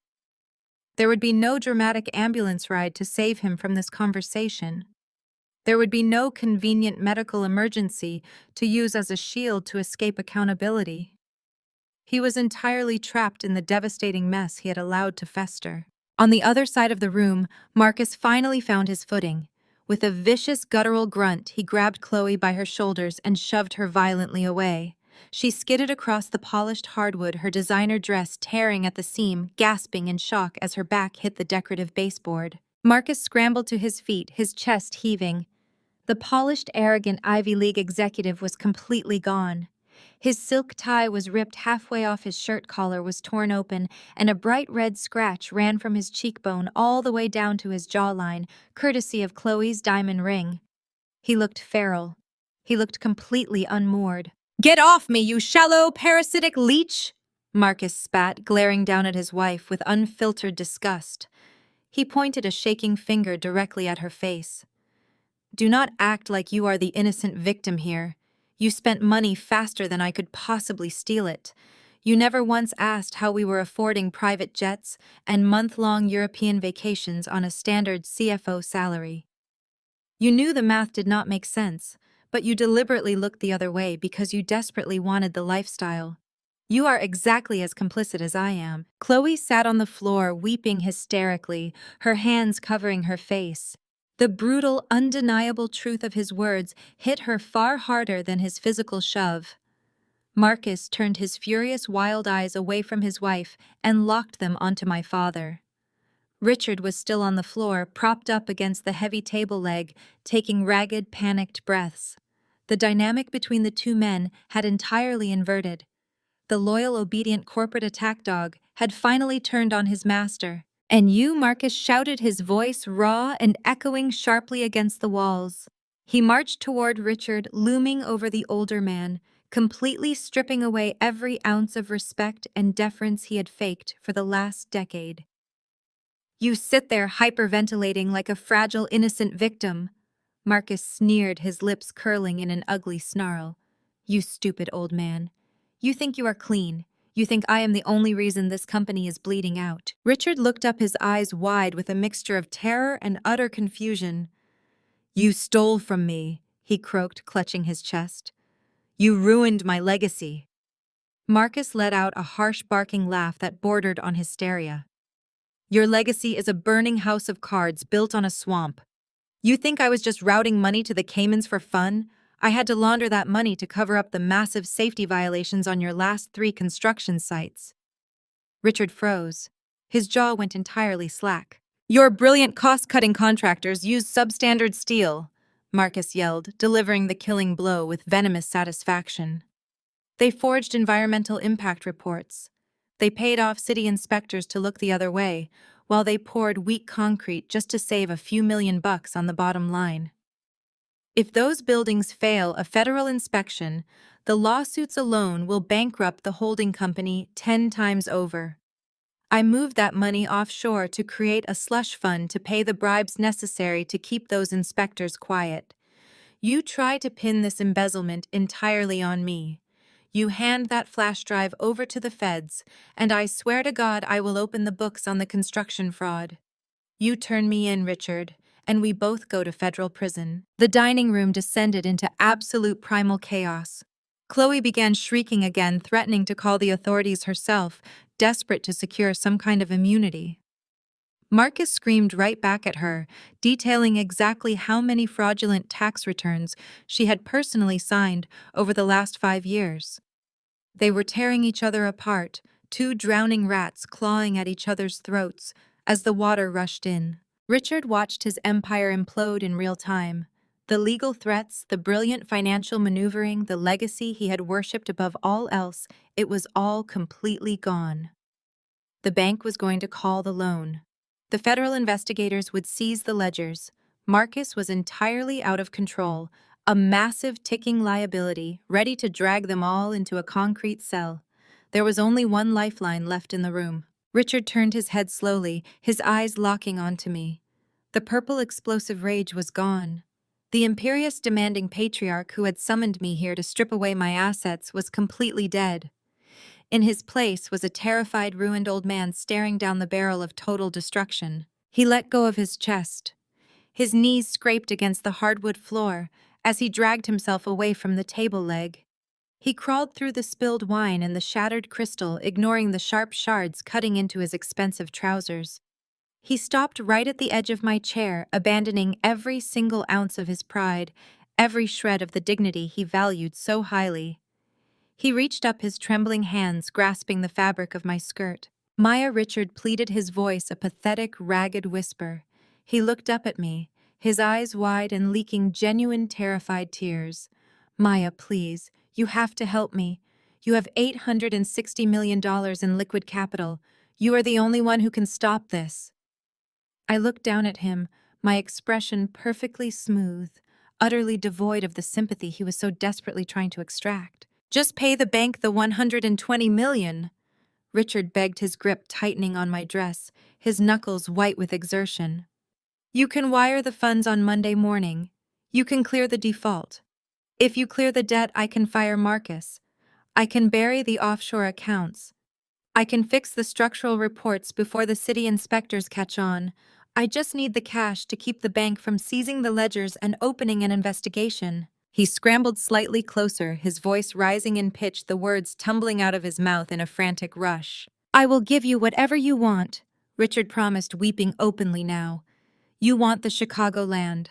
I will sign the subsidiary over to you right now. Tonight.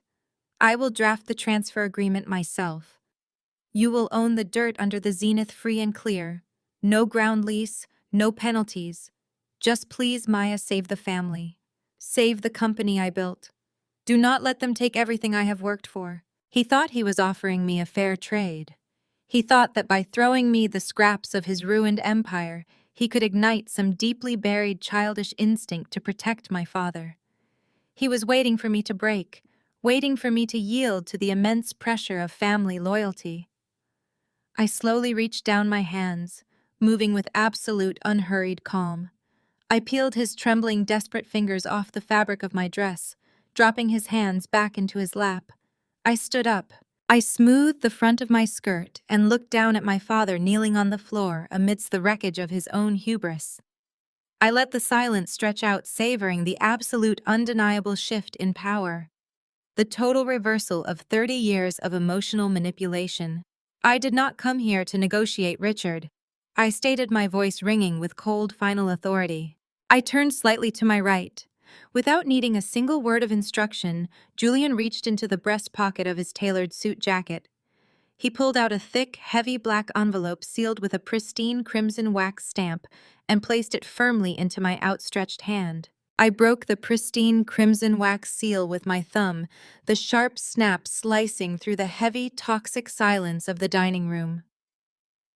Inside the thick black envelope was a dense stack of watermarked legal documents bound by a heavy brass clip. I did not hand them to my father politely. I pulled the massive legal dossier from the envelope, let the ambient light catch the embossed crest of his primary corporate lender on the front page, and dropped it directly onto the hardwood floor in front of his kneeling legs. The thick stack of papers hit the floor with a heavy, definitive thud. Richard flinched, staring at the stark black ink on the heavy white paper, as if it were a venomous snake preparing to strike. His lips moved soundlessly, trying to form words that his panic-stricken brain simply refused to process. The signature line at the bottom, bearing the seal of the massive financial institution he had relied on for 3 decades, had been completely replaced. In its place, stark and unapologetic, was the legal stamp of my own private equity firm. "What is this?" Richard whispered, his voice cracking into a pathetic, breathless wheeze. His bloodshot eyes darted from the documents up to my face, searching desperately for a trace of the obedient daughter he used to command. "Maya, what did you do?" I looked down at him, feeling absolutely nothing. There was no lingering pity, no remorse, and certainly no familial obligation holding me back. There was only the cold, sterile satisfaction of a perfectly executed hostile takeover. "It is a notice of foreclosure and asset seizure," I stated, my voice echoing off the high vaulted ceilings of the grand dining room.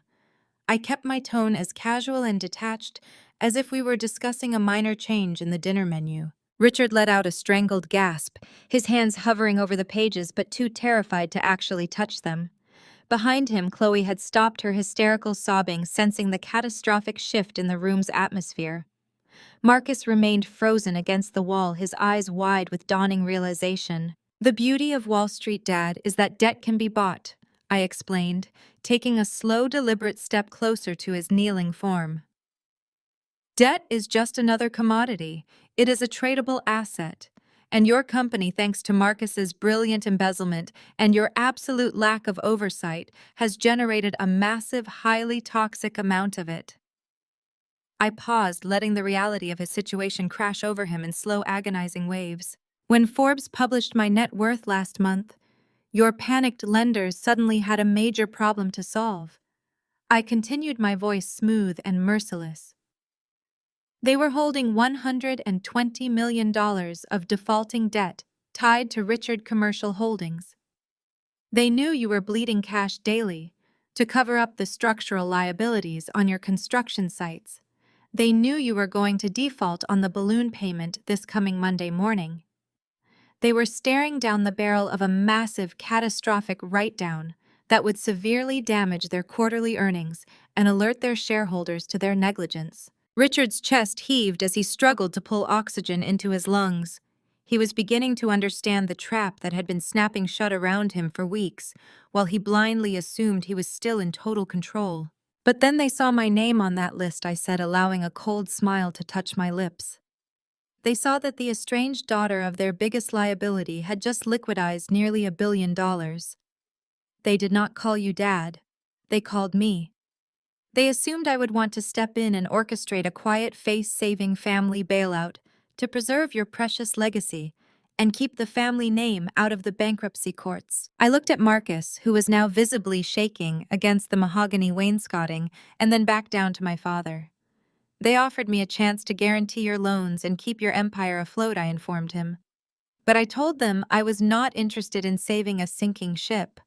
I told them I was solely interested in hostile acquisitions. You bought it! Richard choked out the reality, finally breaking through his impenetrable wall of denial.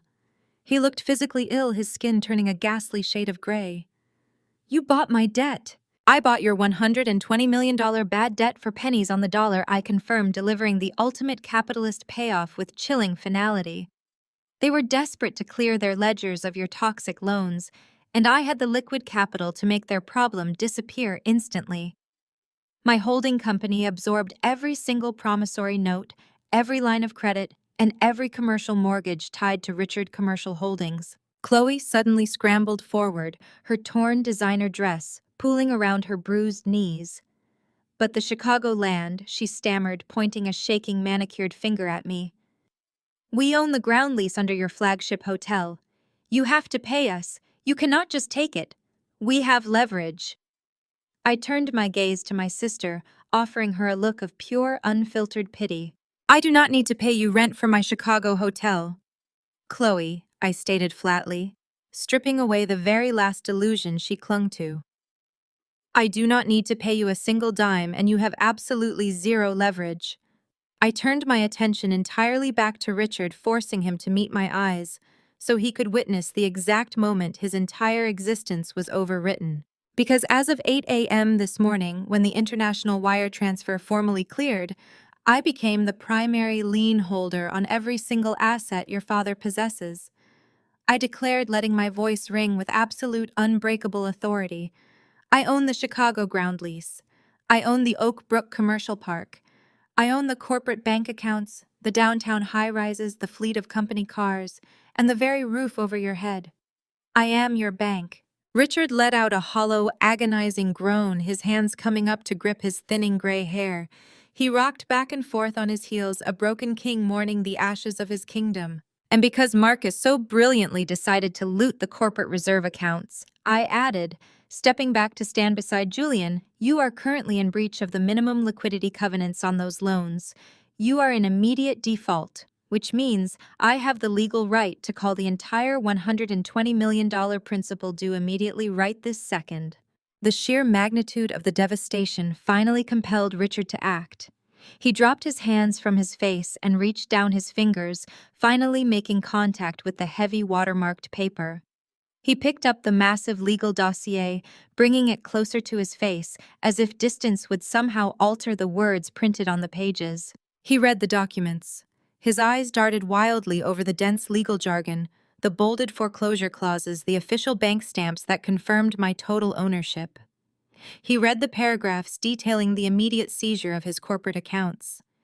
He read the stipulations outlining the forced transfer of his prized properties to my holding company. His hands began to tremble violently, the crisp white pages fluttering and shaking uncontrollably in his grip. The arrogant patriarch, who had spent his entire life valuing status, wealth, and public perception above his own flesh and blood, was finally forced to look at the exact cost of his choices. He had built an empire on monumental ego and blind trust in the wrong people. He had thrown away his own daughter because she refused to bow to his outdated tyrannical demands. And now that same daughter was the absolute architect of his total ruin. Richard lowered the dossier, his breath hitching in his throat. He looked around the massive dining room at the shattered crystal, the spilled vintage wine staining the walls, his weeping daughter, and his cornered son-in-law. His gaze returned to the notice of foreclosure and asset seizure in his trembling hands, the devastating reality completely crushing him as he realized he owns absolutely nothing. The heavy oak front doors of the estate did not just open, they were violently breached. A thunderous, unified pounding echoed through the grand foyer, instantly followed by the commanding shouts of federal agents identifying themselves. The flashing red and blue lights from the driveway strobed relentlessly through the tall dining room windows, casting harsh, manic shadows across the spilled wine and the shattered crystals scattered across the floor. Julian stepped smoothly away from the kitchen archway, casually sliding his hands into his trouser pockets and moving to stand shoulder to shoulder with me. He left Marcus standing completely exposed, a deer caught in the blinding headlights of an oncoming train. A dozen heavily armed individuals flooded into the dining room. Local police officers in dark uniforms secured the perimeter, while men and women wearing navy blue windbreakers with the bright yellow letters FBI stamped across the back marched directly toward their targets. The pristine, untouchable sanctuary of Richard Commercial Holdings had been completely compromised. Marcus panicked. His survival instincts entirely overrode whatever rational intelligence he possessed. He let out a high-pitched, panicked yelp and lunged toward the tall glass patio doors leading to the manicured gardens. He made it exactly 2 steps. 2 federal agents intercepted him with brutal, calculated efficiency. One agent caught Marcus by the shoulder, spinning his momentum around, while the second agent tackled him directly into the dark mahogany wainscoting. The impact was deafening. Expensive framed artwork rattled against the walls as Marcus hit the wood paneling face first, a sharp grunt escaping his lungs as the air was forcefully expelled from his chest. "Get your hands behind your back!" the lead agent barked, wrestling Marcus's flailing arms downward. Marcus struggled, kicking his expensive leather shoes against the baseboards like a petulant toddler throwing a tantrum. "I am the chief financial officer. You cannot do this. I demand to call my attorney." The metallic, definitive snap of heavy steel handcuffs clamping shut around his wrists severed his protests. The agents yanked him backward, forcing him to stand upright. His torn suit jacket was rumpled, his tie was completely askew, and a fresh red mark was blooming across his cheekbone where his face had collided with the wall. The polished, arrogant executive was dead. In his place was a terrified, cornered felon. As the agents began to drag him forcefully toward the grand foyer, Marcus lost his mind entirely. His terror immediately mutated into a vicious, cornered rage, and he turned his wild, bloodshot eyes toward the people he believed had dragged him down into this abyss. He locked eyes with Chloe, who was still kneeling on the floor, paralyzed by the sheer violence of his arrest. "You stupid, vapid parasite!" Marcus screamed, his voice raw and echoing off the vaulted ceilings. "You spent every single dime I stole. You drained those accounts for your bags and your shoes and your pathetic social climbing. You are going to rot in a cell right next to me.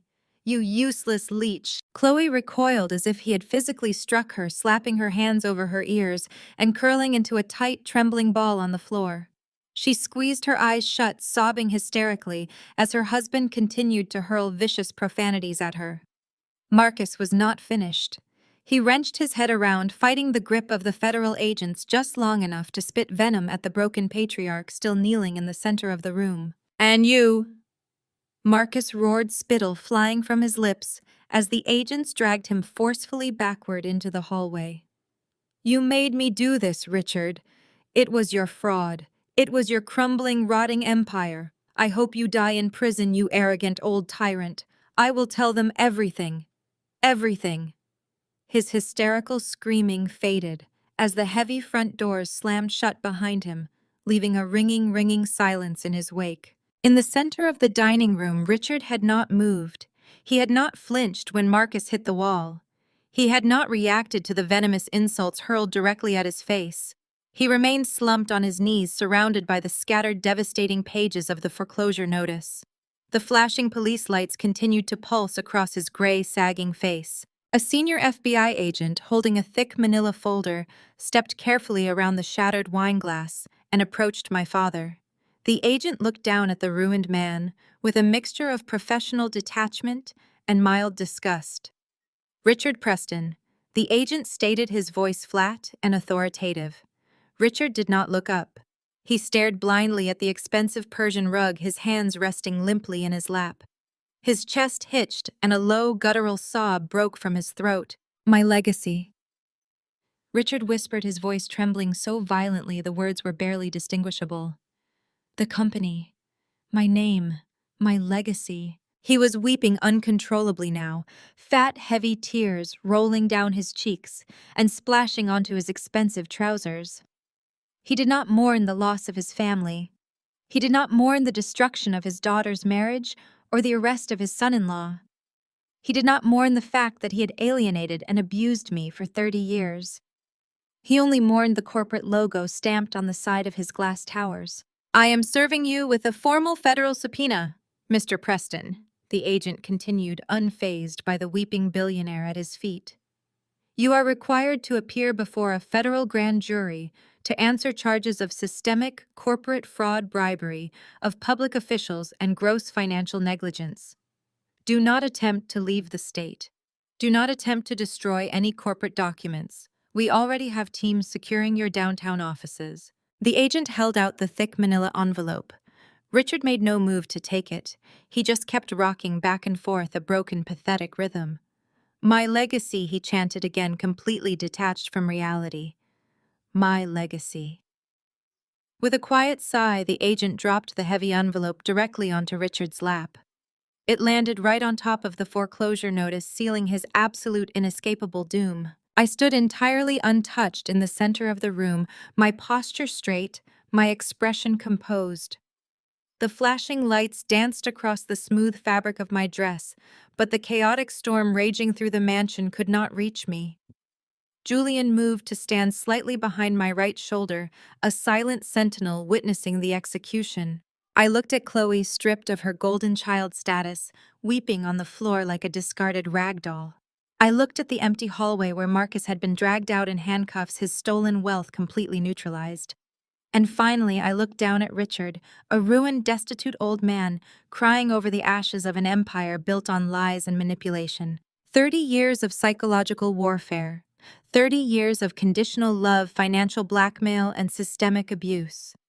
It had all been meticulously, brutally dismantled piece by piece, document by document. I watched the empire burn to the ground, and for the first time in my entire life, I felt perfectly, undeniably free. I turned away from my ruined father, my gaze locking onto my brother-in-law. I let a slow, predatory smile spread across my face as I watched him struggle with his failing technology.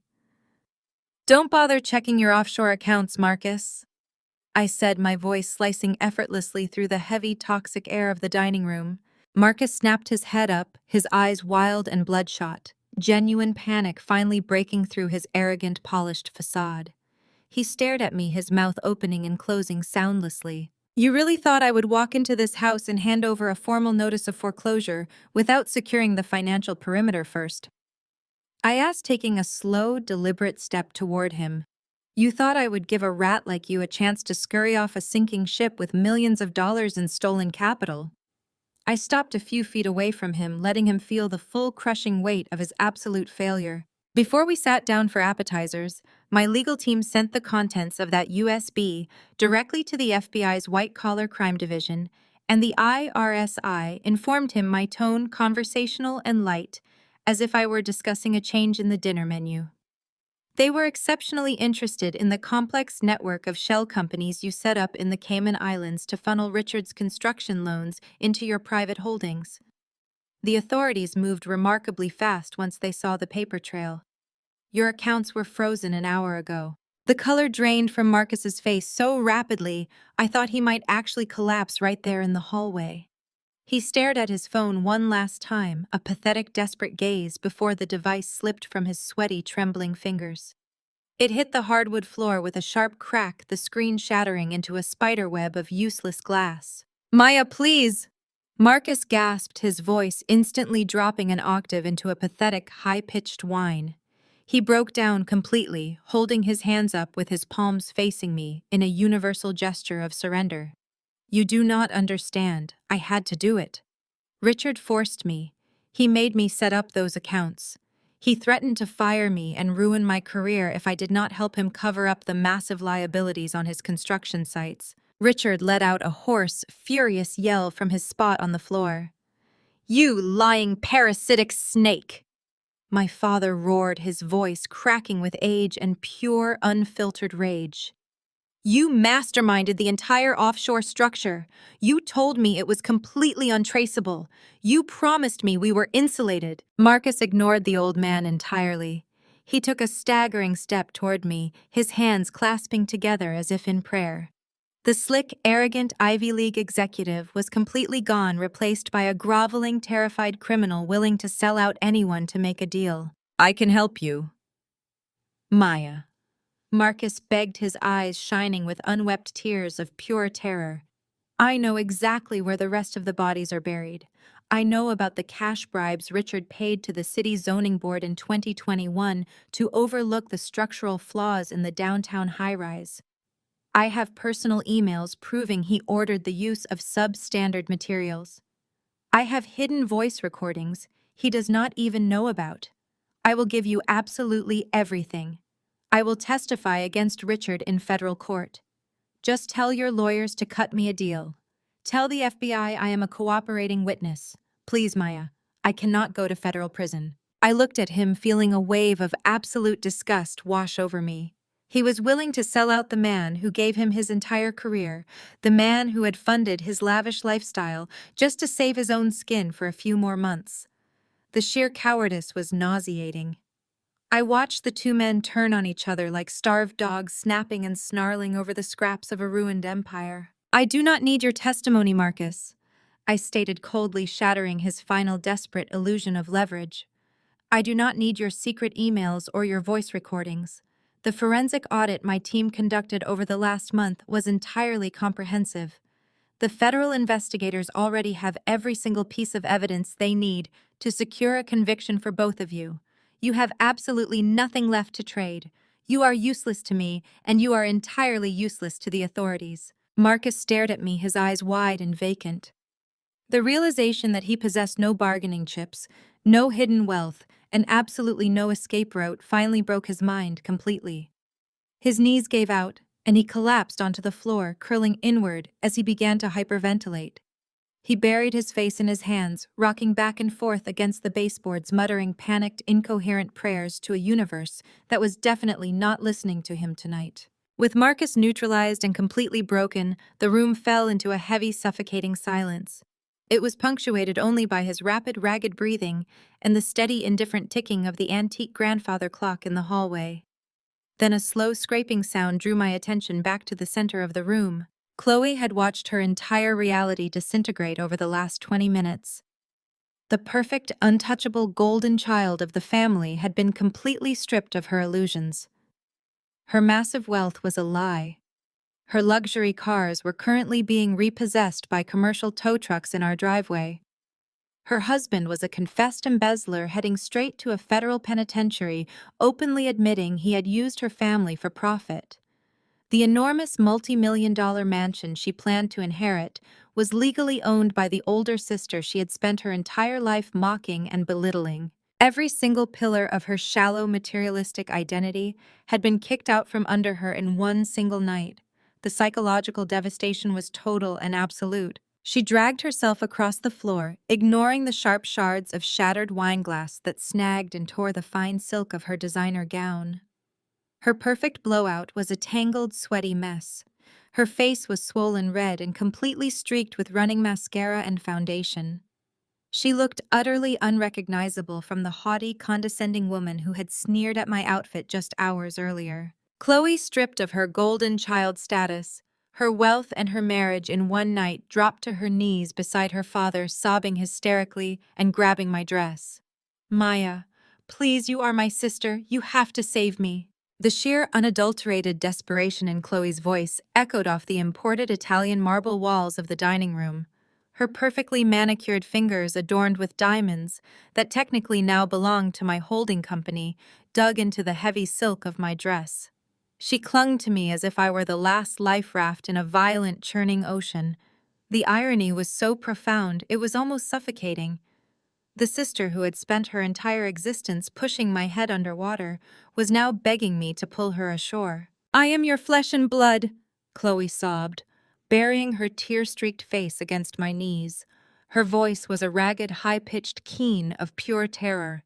"You cannot just leave me with nothing. The trust fund was supposed to be mine forever. The cars, the country club memberships, the status. It is all I have, Maya. I do not know how to live like normal people. I do not know how to budget, or buy cheap clothes, or look at price tags. I do not know how to work." I looked down at the pathetic, trembling mass of designer fabric and ruined makeup groveling at my feet. I did not step back. I did not kick her away.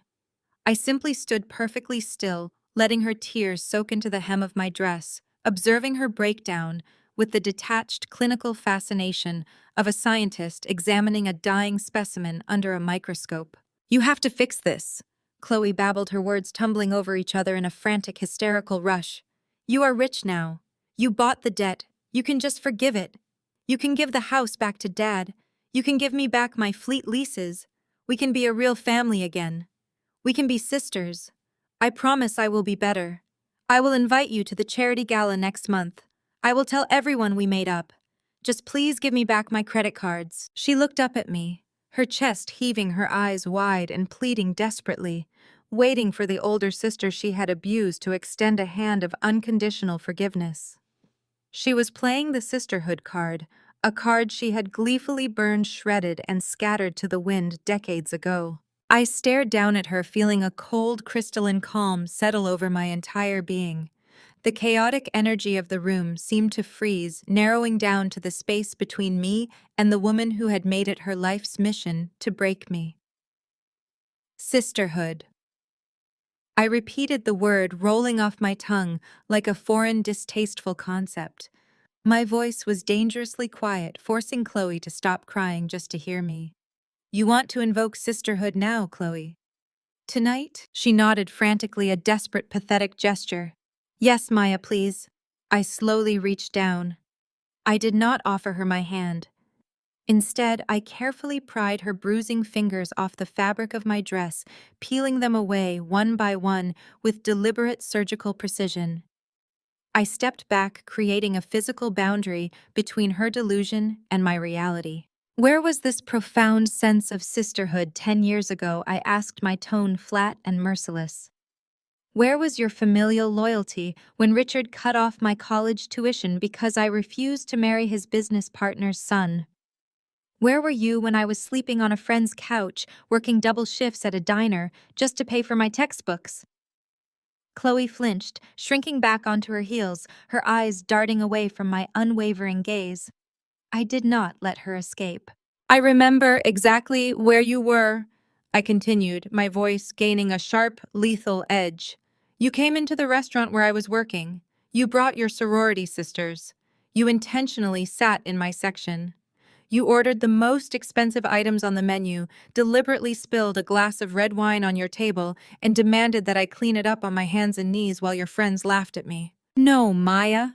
That was just a joke," Chloe stammered, her voice shaking violently. "We were just kids. It was a prank." "It was not a prank, Chloe. It was an execution of power," I stated coldly, refusing to let her rewrite our history. "You looked down at me while I scrubbed the floor at your feet, and you delivered a verdict I never forgot. You once told me I should be grateful to wash dishes for a living." The memory hung heavily in the air, a toxic, undeniable truth that Chloe could not deflect. She clamped her hands over her mouth, fresh tears spilling over her cheeks as her past cruelty returned to exact its final toll. I stood tall, looking down at the sister who had mocked my survival, observing the total collapse of her manufactured empire. "Well," I said, allowing a slow, razor-sharp smile to touch my lips. "The restaurant in my Seattle hotel is hiring dishwashers. I will gladly write you a letter of recommendation." Chloe's eyes widened in sheer, unadulterated horror as the words registered. She stared at me as if I had just suggested she leap off a cliff. But I added, delivering the final devastating caveat: you have to bring your own uniform. Chloe let out a devastated, agonizing wail. She collapsed forward, burying her face against the hardwood floor, sobbing so violently her entire body shook. The golden child was entirely broken, crushed under the weight of her own arrogant entitlement. She finally understood that there was no rescue coming. There was no trust fund, no status, and absolutely no mercy left in the sister she had tormented. Marcus remained huddled against the baseboards by the kitchen archway, paralyzed by terror. Richard was still slumped on his knees near the head of the table, completely immobilized by the realization of his total destitution.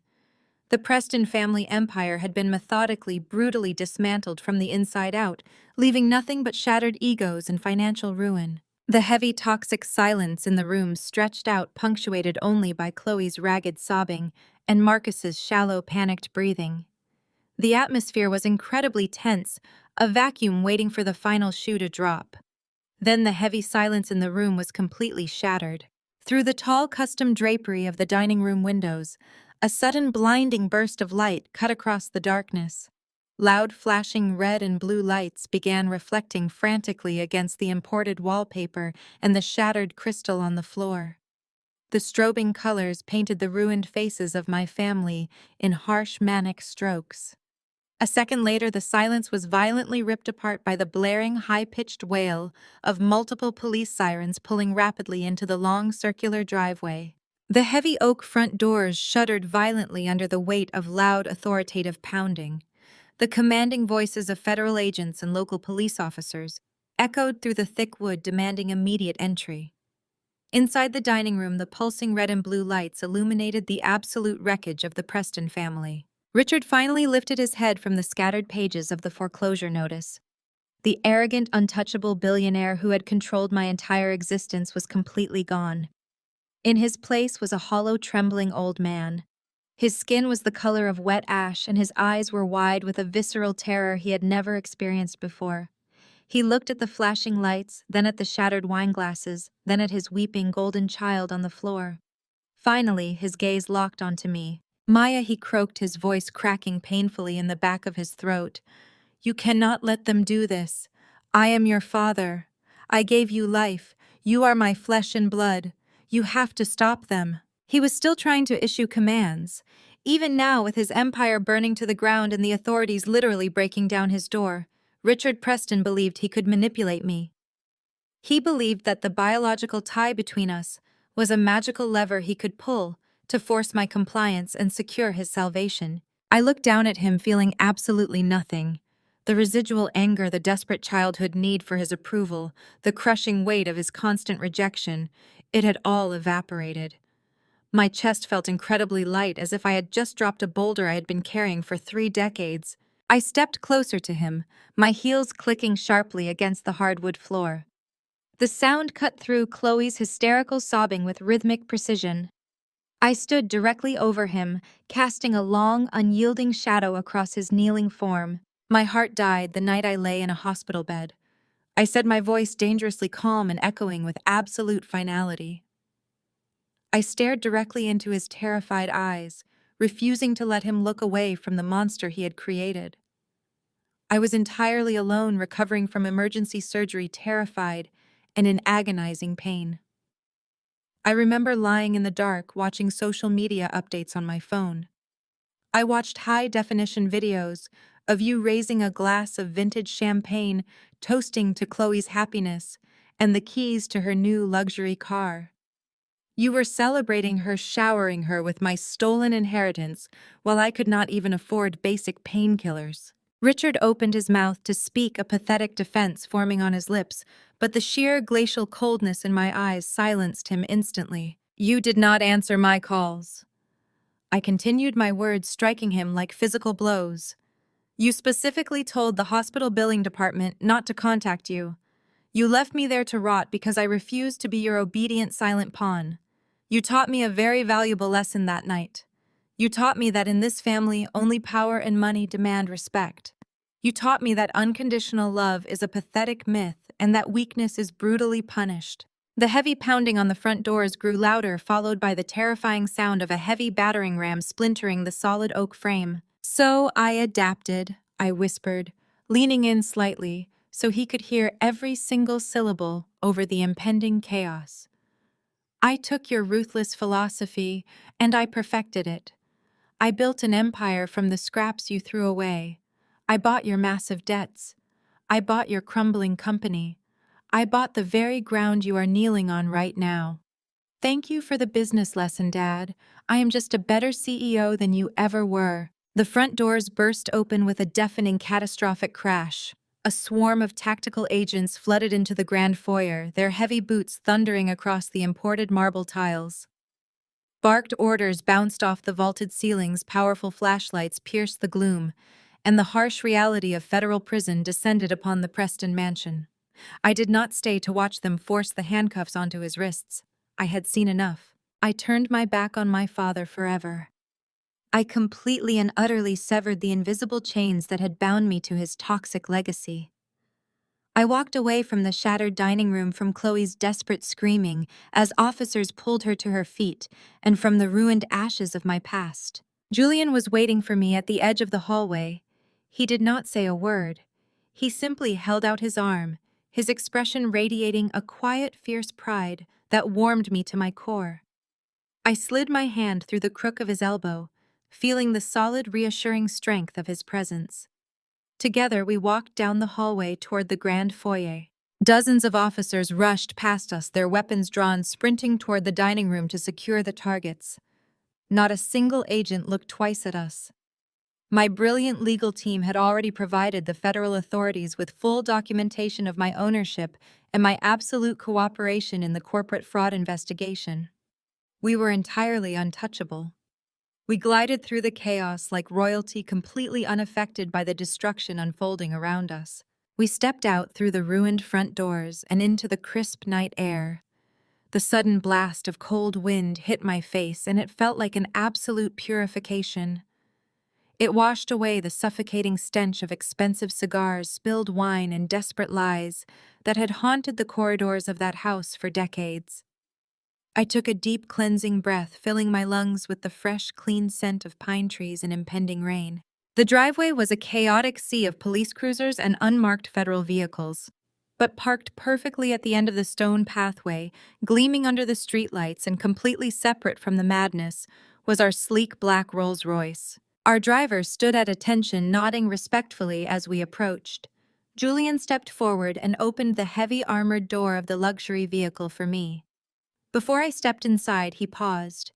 He looked down at me, the harsh, flashing police lights reflecting in his dark eyes, and a slow, loving smile spread across his handsome face. Finished taking out the trash, he asked softly, his voice a low, comforting rumble. I looked back at the mansion one last time. I could see the silhouettes of federal agents moving rapidly through the brightly lit windows. I could hear the faint, muffled sounds of Chloe crying as she was escorted out of the dining room to a waiting squad car. It was over. The nightmare was truly permanently over. I turned back to my husband, and a genuine warm smile finally broke across my face.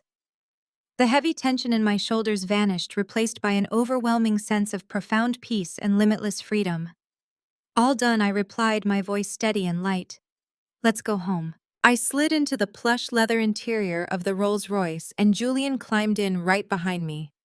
The heavy door shut with a solid, definitive thud, instantly silencing the chaotic noise of the sirens and the shouting outside. The cabin was a sanctuary of quiet luxury, smelling of rich leather and the faint, comforting scent of Julian's cologne. The engine purred to life, a deep, powerful hum that vibrated through the floorboards. The Rolls-Royce glided smoothly down the long circular driveway, navigating effortlessly past the barricade of police vehicles. I leaned my head against the cool glass of the window, watching the flashing red and blue lights shrink into the distance. The imposing, intimidating mansion that had once been my childhood prison slowly faded into the darkness, swallowed up by the shadows of the tall oak trees. The toxic past was permanently sealed away behind me. I reached across the center console and took Julian's hand, feeling the solid weight of my wedding ring. I closed my eyes, riding off into the beautiful, hard-earned billionaire future I had built with my own two hands. The story of Maya teaches us a profound lesson about value and resilience. For years, she endured conditional love and relentless psychological abuse from those who were supposed to protect her. However, she realized that true strength does not come from seeking the approval of abusers. It comes from forging an independent path. By walking away from manipulation and quietly building her own success, Maya completely broke the cycle of toxicity. We must learn to recognize our worth, set firm boundaries, and absolutely refuse to tolerate disrespect. Please share your own stories of overcoming toxic relationships in the comments below.